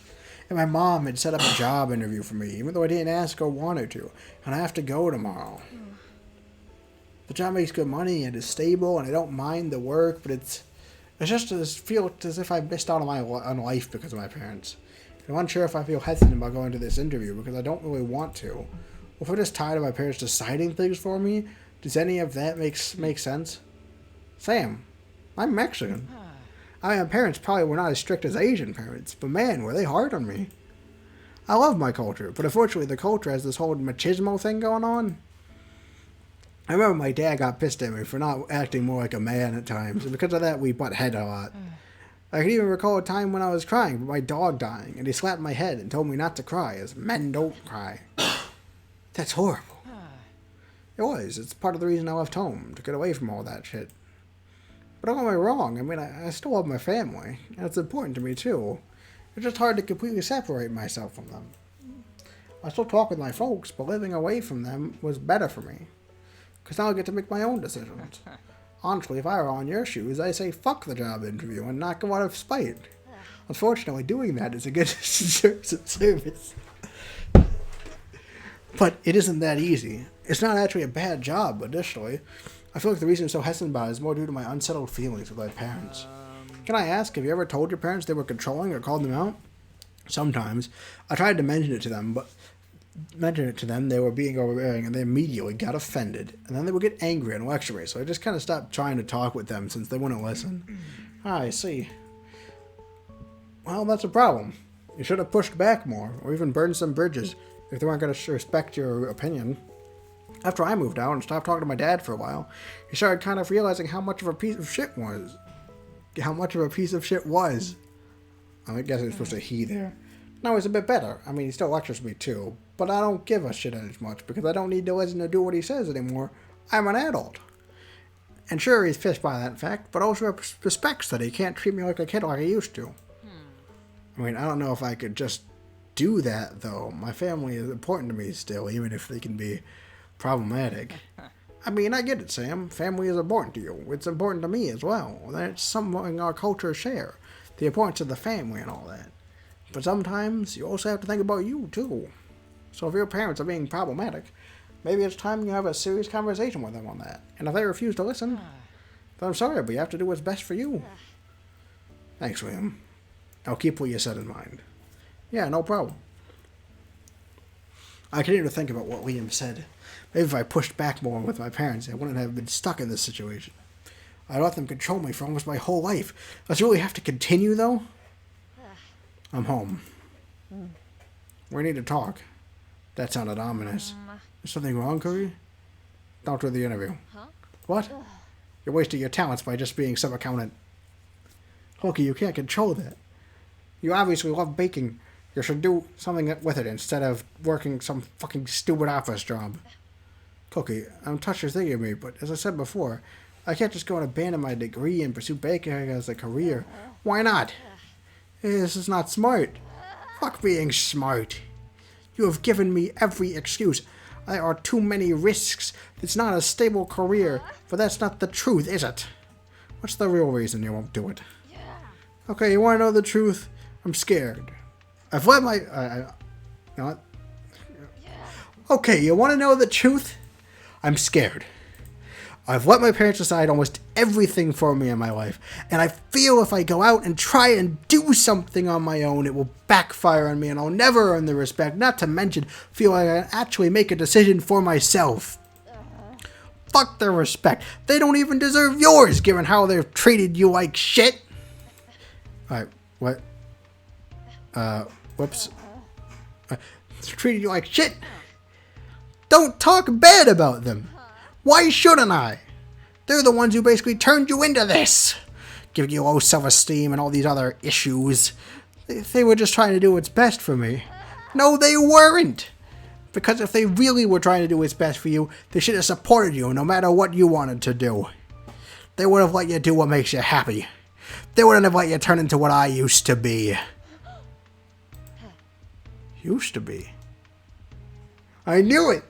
A friend loves at all times, and a family is made for adversity.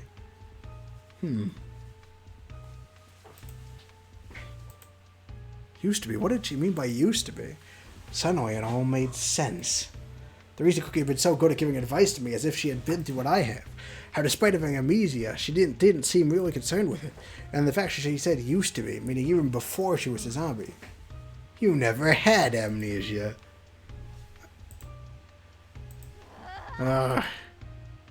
Slowly Cookie runs out the door. Cookie!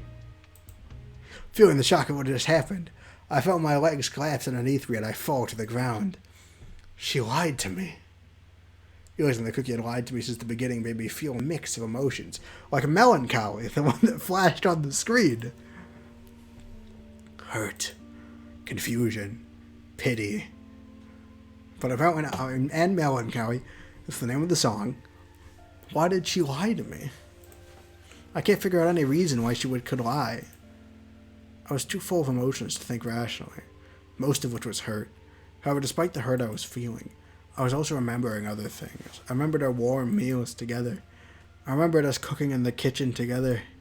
I remember us sitting on the couch holding hands as we watched movies.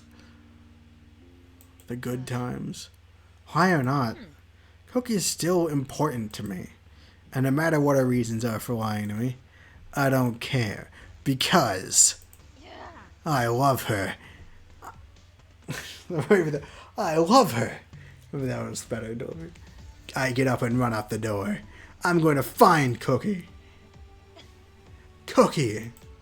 I frantically run around the city looking for her. Cookie.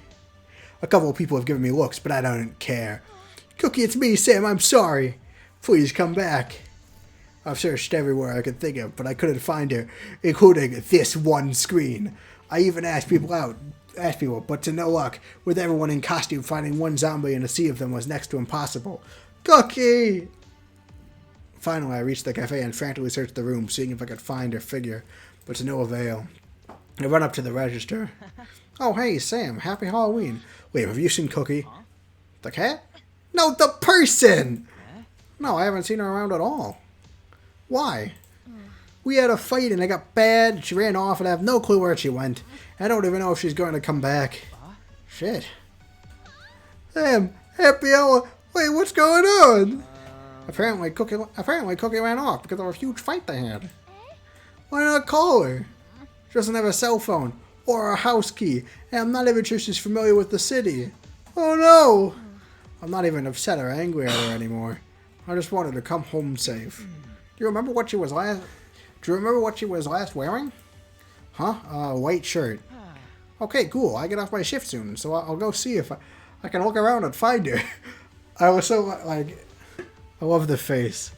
Which face? Which of these faces? I'm guessing it's, Jane's. I have to say, what did I have to say? I do like this is clearly setting up for the fact that like she's a zombie, so she looks like a zombie, and Liam is just looking for a random a random girl in a white shirt. Like, because Liam sees her like dressed like in like disguise basically, and so like it would have been more effective to say also wearing zombie makeup. Liam, I'll start asking customers if they've seen her too. Jane, don't worry, Sam. We'll help you find her. Guys, thank you. Thank you so much. Alright, no crying right now. Let's start asking around. We started asking everyone if they'd seen Cookie. Liam and I even split up to search for her around the area, but to no avail. I'm sorry, Sam. I couldn't find her at all. It's fine, Liam. She'll probably come home when she's ready. Yeah, she'll probably just need some face. You take care, okay?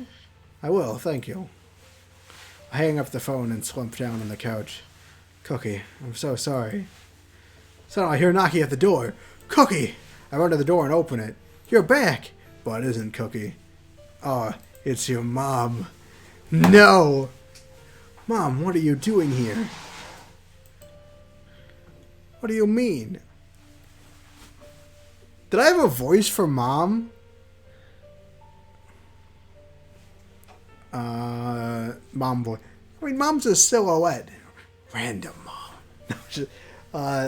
Sorry.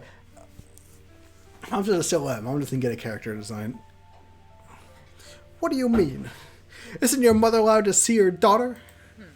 Not unannounced. You got a call or told me beforehand. Why should I should be allowed to see you when I want. This is reminding me of when she would come into my room and look through my things without permission. Even though I'm an adult, she thinks she can waltz in whenever she wants. Right now is not a good time, Mom. I'm really stressed out and not in the mood for visitors. Well, I'm not just visiting. I'm here to make sure you're ready for the interview tomorrow. I forgot all about that. I brought a paper of possible interview questions. I've come here to check if your resume is in check. Didn't you hear me, though? I'm not in the mood for visitors, much less preparing for this interview. Don't you dare talk to me like that. No anything but Mom. Also, everyone deals with stress. It's part of being an adult. I'm not sure why you feel like you're special and you have to be exempt from your responsibilities. This is why I'm here, so I can push you so you don't slack off and ruin your chances of getting a well-paid job. What the? She isn't listening at all. She doesn't care about me or how I feel. All she cares about this stupid job. I'm not doing it. What did you say? I'm not doing the stupid interview. How dare you yell at me? And what are you saying why you won't do the interview? Do you know how hard it was for me to get it to you? Do you know how much I do for you? I never once asked you to. I never asked you to do any of this stuff for me. Because you're not doing it for me. You're doing it for yourself. You don't care at all about what I want. Alright, I'll give you some space to think and reflect what you said. Afterwards, we can prepare for the interview together. You're not listening. I don't want to do it. I won't do it. You will do it because I tell you to. Because I am your mother. No, Mom, I'm not a child that you can lecture and control anymore. I'm an adult, and if you can't respect that, then I think that we shouldn't see each other until you do. You ungrateful child. I've raised you. Yeah, but that doesn't mean you can control me.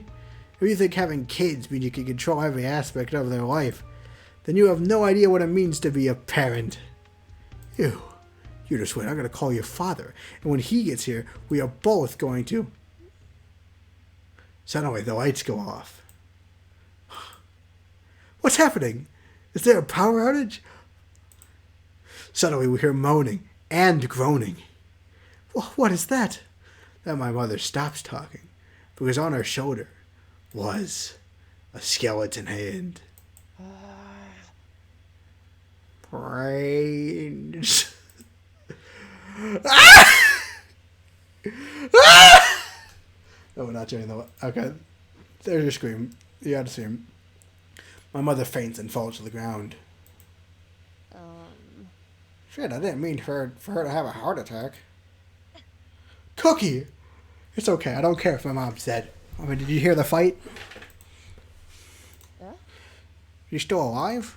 I bend down and check her pulse. She's fine, but could you help me carry her to the couch? Or to the porch? Yeah, sure thing.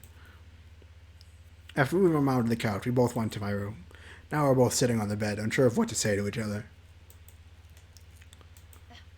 Cookie, perfection. Oh, no, what? Everything's perfection. I'm just going to assume that you mean I am the perfect being. No, actually, I think it's more like you're talking about the scream. Please don't hate me. Huh? What? Please don't hate me. I'll apologize for everything. I'll leave this place. I'll even go somewhere and promise to never see you again if I have to. But please don't hate me. If you hate me, then I don't think I'll be able to handle it. Cookie, I don't hate you. I never could hate you. You don't? But I do want to know why you lied to me about having amnesia. We don't have to talk about it now, but I'd like for us to talk about it sometime. Okay. Do you want some time then? No, I'll tell you. Cookie to the rescue. Okay. Flashback. I used to be a marketing manager for a big company. But even before that, I was Nicole Miller. It's a pretty name. Thanks.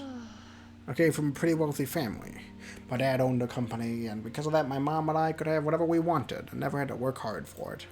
I was pretty happy then. Everyone respected and admired my family. I could have had anything I wanted.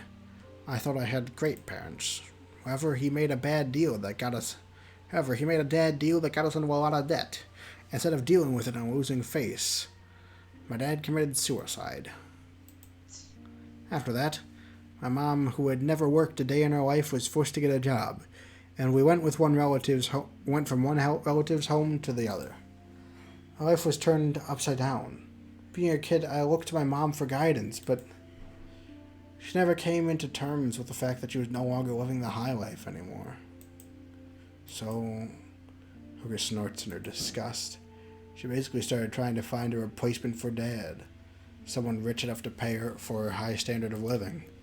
She basically started dating new men, always leaving me with some relatives that she went and had fun. She never learned anything from my dad's death. I basically worshipped the rich pieces of shit she dated as if they were gods.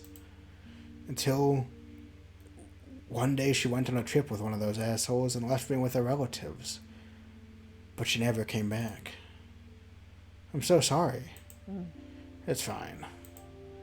Because of her and my dad, I was always left with the fear that the people dear to me could disappear at any instant, and that I should never depend on anyone. And so I worked hard to take care of myself, never relying on anyone. I worked 3 jobs to get me through life in college, and somehow landed a job at a company. I dedicated my life to that job, taking on insane workloads, working overtime every day, and doing difficult projects. Unsurprisingly, I started to get promoted quickly. Actually, that is kind of surprising in this capitalistic environment. But I started to get promoted quickly. But as my position grew, so did my responsibilities. And I still refused to depend on others for help, tell anyone how I was struggling, or even take a rest. I was so persistent in succeeding, not being someone like my parents. Yet, one day when I was driving home, I was so sleep deprived that I fell asleep at the wheel. And I drove off a cliff. This is actually,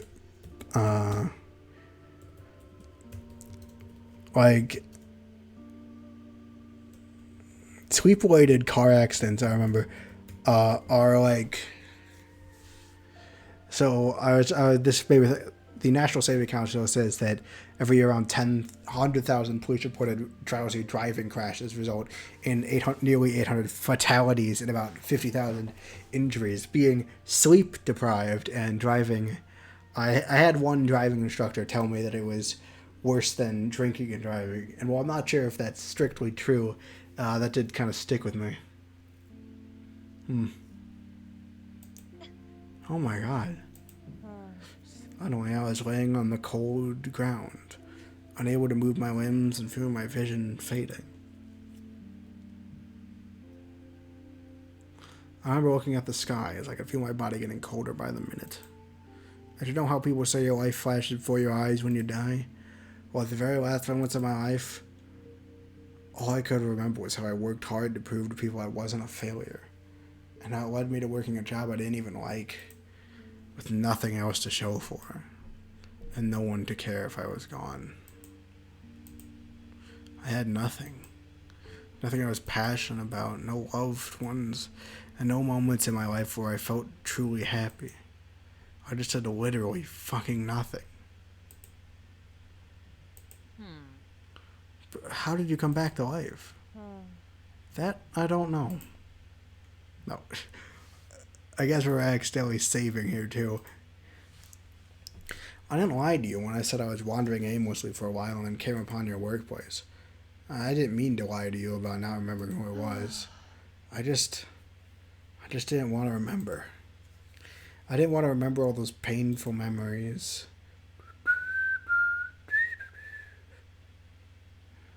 I didn't want to remember how I spent my life meaninglessly trying to prove to someone who I don't even know was alive that I was worth something. I didn't want to remember how because of that one person I refused to let anyone close to me, so probably nobody else even cared that I died. I didn't want to remember how I fucking died alone and pathetic. So I lied. I see. I thought it'd be fine, just a harmless little lie. Then I would stay with you to figure things out and work through the depression I was feeling. Now that I recall, I was so suspicious of you at first. How could anyone help a total stranger and expect nothing in return? But then you and I got closer. I started to learn about the kind of person you were just by spending more time with you. I even started enjoying living with you, eating meals together, spending time with you, getting to know you more. And for the first time in a long time, I started to depend on someone else. I realized that being suspicious of you was pointless, that you were just kind, loving, and too good for me. I thought it was some kind of cruel joke, how the only good thing in my life came after I died. I didn't want the time we had together to end. But then I realized when you were heading in a similar direction I was, and I got scared for you. Unlike me, you had something you were passionate about. You had something you could pursue. I didn't. And I was scared that you were going to meet the same fate I once had. I couldn't let you do that to yourself, but I wasn't sure how to stop you either.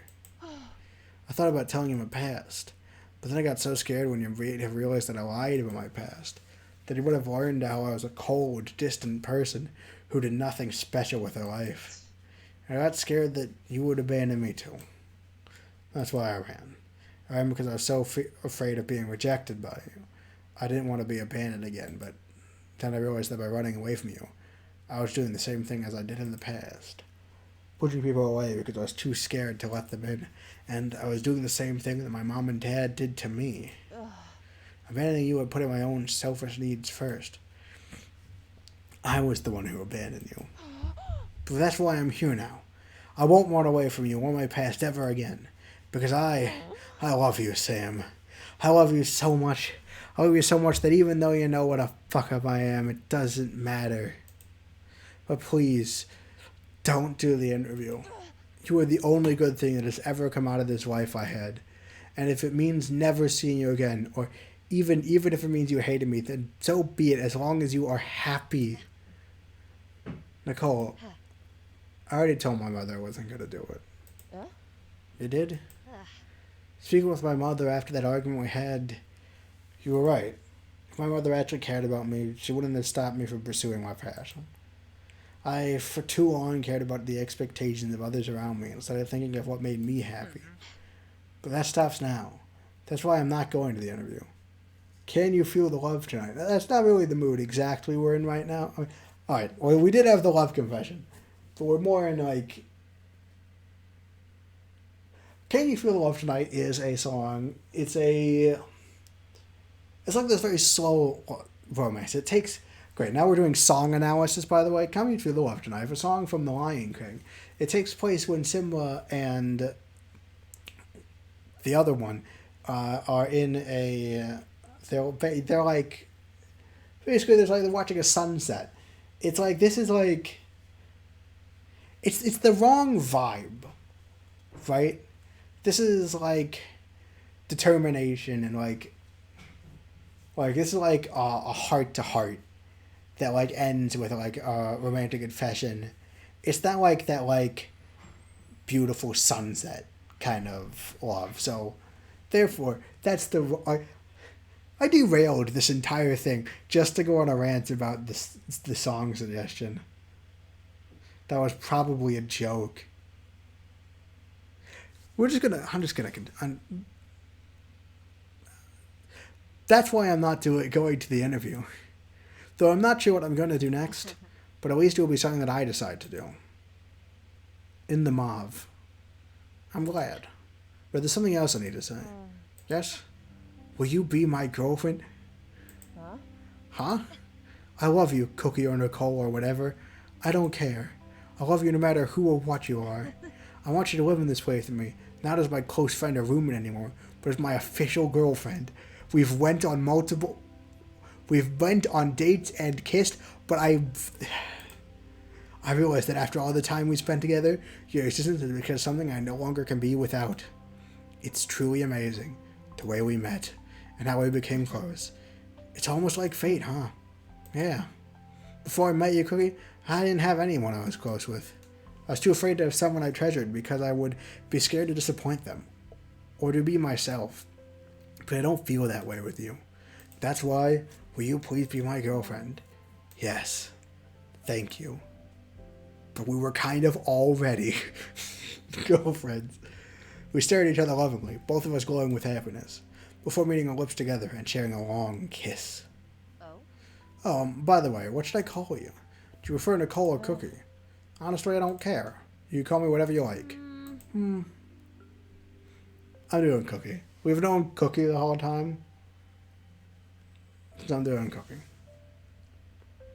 To be honest, I've grown quite fond of the name, and I used it for so long. That's fine by me. I like it too anyway. Really? Yeah. Because of the first of many things you gave me. So what should we do about your mom? She's gonna wake up soon. I'll just tell her some kids pranked her and then send her on her way home. Sounds like a plan. However, since you might not wake up for a while, I am not doing it with my mom in the other room. You're such a brat. And you can be a bore. But I still love you.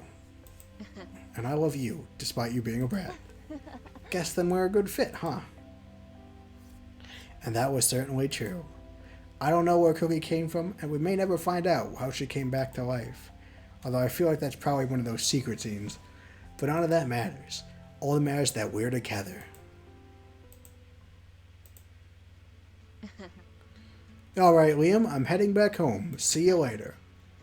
See you. Where's Liam? See you. Tell Cookie I said hi. Sure thing. I'm back home. Hey, babe. Welcome home. Dinner's almost done. I ordered up a box of goodies. I brought you some sweets I made at work. Sweet. Thanks. So, you're enjoying your new position as baker? I am. Honestly, I was so lucky that the old person resigned and they needed someone to fill the spot. Kind of surprised they didn't mind hiring me, even though I had no education or degree in it. Sometimes skill is better than a piece of paper. True. But I've been learning so many new things. Maybe you'll be able to own your own bakery someday. Maybe. But then I would have to advertise for it and do all that business stuff. I'll handle that. Well, I couldn't ask that of you, Cookie. I mean, didn't you hate doing that kind of stuff? I hated it because I was using my skills for something I wasn't particularly passionate about or cared for. But that's not the case for this, because I'm going to use my knowledge and abilities for something I actually care about. You. I should have said it before that. Then I guess I'll have to work harder. Good. I go in to hug Cookie. I love you, Cookie. I love you too. Cookie and I have been happily living together ever since that Halloween night. After I sent my mother on her way home, I told her and my father if they still want me to be part of their lives, they have to respect my decisions. Although they're upset by that, they begrudgingly no longer try to control me. They still try to persuade me to do what they want, but I no longer feel the need to do everything they say anymore. And that's partially thanks to Cookie, who has now taught me that although it's nice to make others happy, it's important for me to be happy for myself as well. In the movie Lion King, Singer is unsure on the love his hate for his past, but ends up being a thing he can stand on to defeat Scar. Just like this.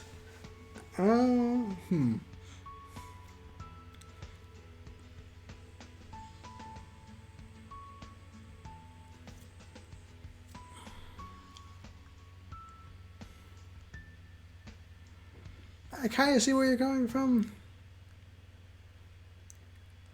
I guess. I don't know. Brooke and I never did find out how she came back to life, nor are we sure about what the future has in store for us. But we were sure about our feelings for each other, and that we will make each other happy no matter what. Both of us were given a second chance at life when we met each other, and we weren't going to waste it again. So no matter what happens in the future, we're going to face it together. Did you smell something burning? Yeah. We both look in the direction of what was previously dinner, but now I'd opened fire. Ah, shit. Put it out! The end. Wait, gotta save. Good to have that. My sweet zombie. We did it!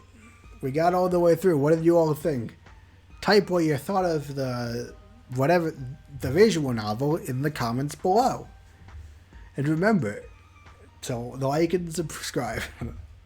Directing, artwork, and writing, Sun Angelique. UI, scripting, and editing, M. Cast, Sam. Sam is played by Rico Hatton. Zombie by Kat Protano. Liam by Milo Ride. Jane by Chloe Eves. Poppy by Daniel Dott. Raven by Teffy Wynn. Diego by Josh Twitillo. I didn't beat most of those characters. Music composition by Markov. Proofreading by Christy Jimenez. The GUI template designed by Bayou, Bob C. Games, Minute, and NPC Casey. Our lovely patrons: Cowboy Starshine, Celeste, Jen Tagal, Keith Boyer, Golemuro 26220, MHA. Made with RenP 7.4.11.2266. Thank you for playing this game. Please check out the extras for any unseen content that you may have unlocked. Thank you guys for all your support and love. I hope you keep... Honestly, this was relatable in a lot of ways. I hope you keep playing future games by us in the future. Tsundere Studio.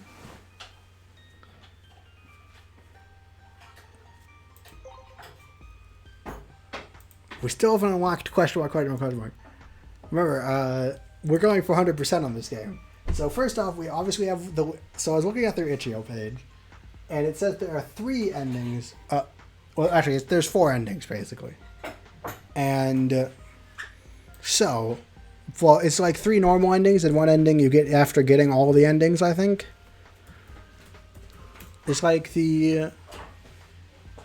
That's what it says. So we have those obviously to get. It also says there's secret scenes. So we'll have to look for those too.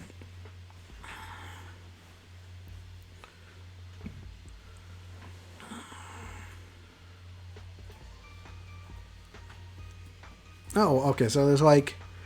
Alright, wow. We have a few more endings to get, basically. We haven't heard the Witch's Lair.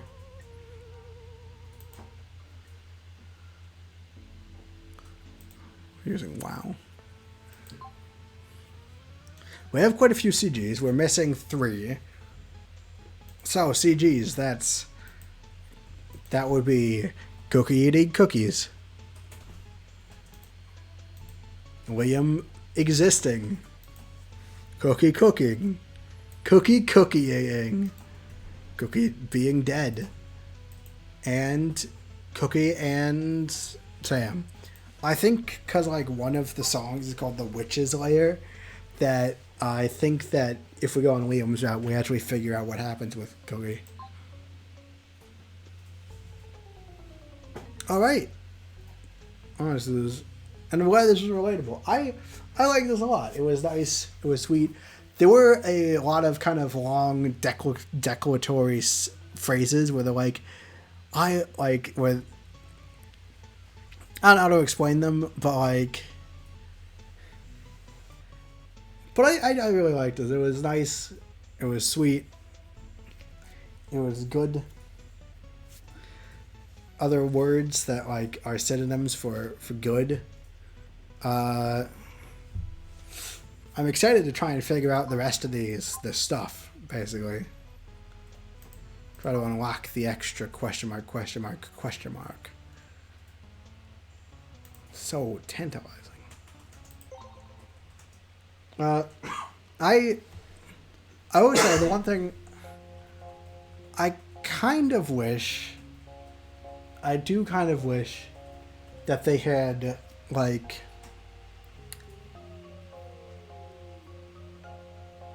I do kind of wish that, like, when they did the first kiss, that was when they got... Look, okay, so I get the path, right? It's supposed to be that the romantic and the personal arcs close up at the same time, and because they're related to each other, and I get that. But I do think, like, all of that can still be true, even if it's, like... I guess I don't like that they don't realize that, like, they have the kiss... and then go on dates, and then, like, it's weird to me. I don't know why the detail sticks out so much to me. It just feels odd. And also, like, you wouldn't have to change much, because, like, from my research, it appears that, like, saying I love you is, like, a special thing, even if you're, like, dating. Like, professing love is still special. Like, the first time you say I love you is apparently still, like, a special event, even if after you're dating. So, like, they could have had that moment still be there. I don't know. That's a very minor thing, because, again, the story essentially doesn't change with the addition. So it's really just a random nitpick I have. I don't know. Just stuck out to me. So we have the zombie ending.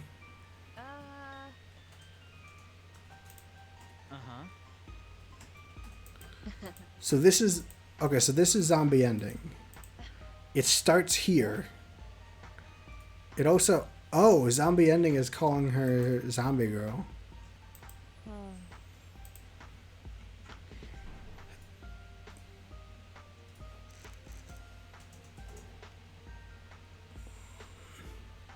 Actually, that's interesting. Zombie ending is calling her zombie girl. So if I go to, like, the extras and I go back to, say, chapter 4, be my zombie.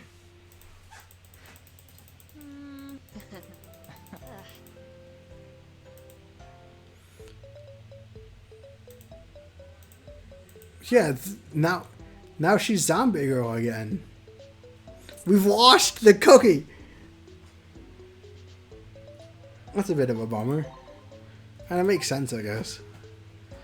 Alright, there's zombies extra story. Alright. It's time. So we unlocked zombies extra story. It's over. Everything is over. Nothing matters anymore. Hey there, sweetheart. Nice costume. Want to show me how you put it on? Fuck off. It's not Cookie anymore. This is real. Like, this is a surprise. Like, oh, it's not Cookie anymore. So this is nice. We get, like, it's nice that we have this. We have, like, these extra scenes we unlocked. But it's not Cookie. So it's not the same. Can't you see I'm going through something, you fucking asshole? I storm away from the guy as he curses back at me. I quickly wipe my eyes, halting any tears from falling. Crying never solved anything, and it wouldn't solve this. Sam found out I lied to her, and now the only person that mattered in my life probably hated me. Everything was over. This is such bullshit. She will always be Cookie in our hearts. I always was used to be dealt with bad cards in my life. I think that's supposed to be was used to being dealt with. But I thought I finally caught a break. For once I thought the memories now began to overwhelm me. Sam's eating across from me. Her slim figure curled on a ball on the couch next to me. Her long, beautiful hair that felt like a halo around her when she slept. Her long, slender fingers that moved skillfully in the kitchen. Her dark eyes that always shined with warmth and kindness. And her smile. That smile. I had to keep wiping my eyes as I felt myself about to break down and crying again. And I didn't give a fuck if any of the passerby gave me a weird look. Look, I'm sure they've seen weirder things than a girl barefooted, a mess, and on the verge of a breakdown. Well, it doesn't matter now. Samuel will probably take that shitty accounting job and just be miserable. And now that she knows the truth about me, probably will just abandon me too, like everyone else I loved. Would she? As far as I remember, both my parents were selfish jerks who cared more about themselves than me. But Sam wasn't like that. Sam always put everyone else before her own needs. My parents left when things got too hard. Sam, no matter what, stuck by my side. Sam would never have abandoned a person in need. Sam would have helped that person, no matter what. Even when she needed help herself. And Sam wasn't the one who pushed her away. I did. Because I got too afraid to face Sam, I ran away. Even when she needed me most, I cared about my feelings more than her. And I left her. Like how I was left. Oh my god. What have I done? I turn back towards the apartment and start to run back. Sam! I'm coming back. Wait for me. That was a nice. So that's Zombie Extra Story, and then Hidden Extra 1. Hi. New character. Hi. Hi. Give me a second. I can't believe this. You mean you're the one? I mean, you were the one who left the window open. Just because I thought that after being resurrected, she wanted some fresh air. Really, Poppy?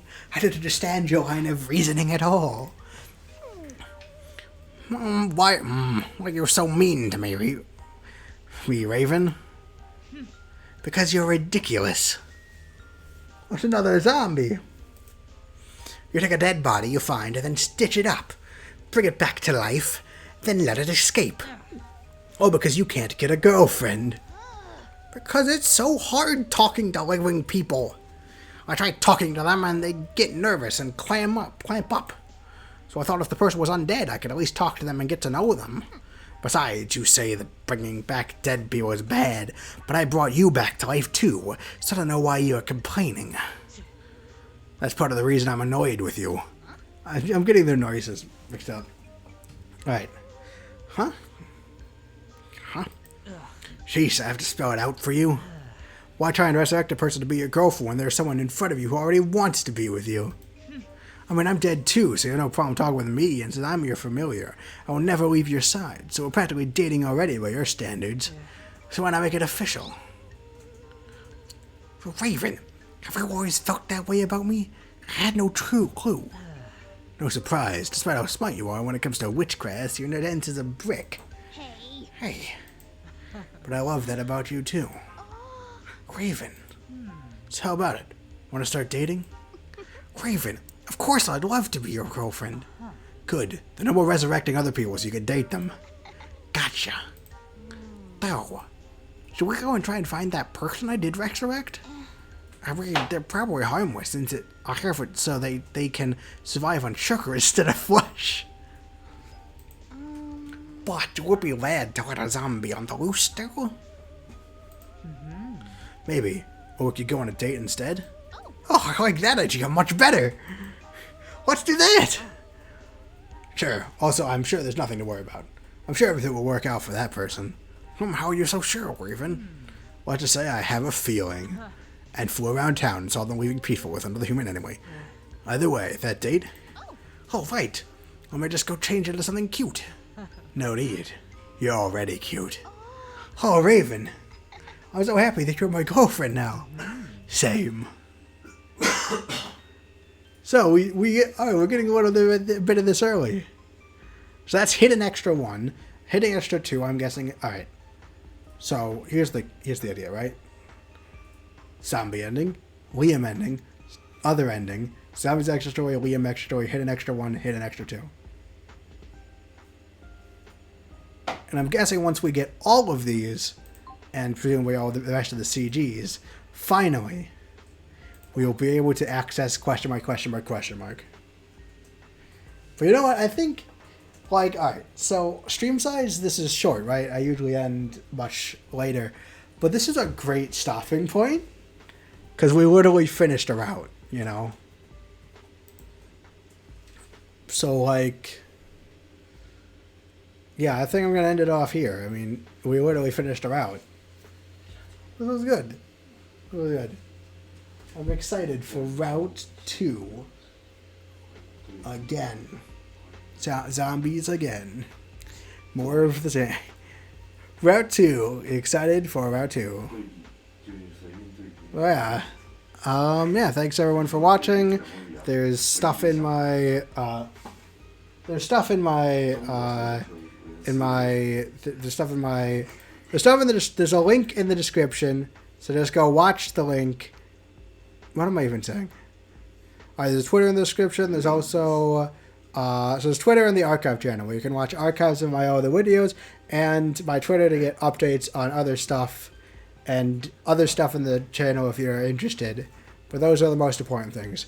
Thank you everyone for watching. I had a great time. And we will catch up back in a week for William's Road. I'll be there, hopefully. Wow. Yes. We're back. We'll be back soon for William. Coming back next time for William's Art. Goodbye. Oh, I didn't studio.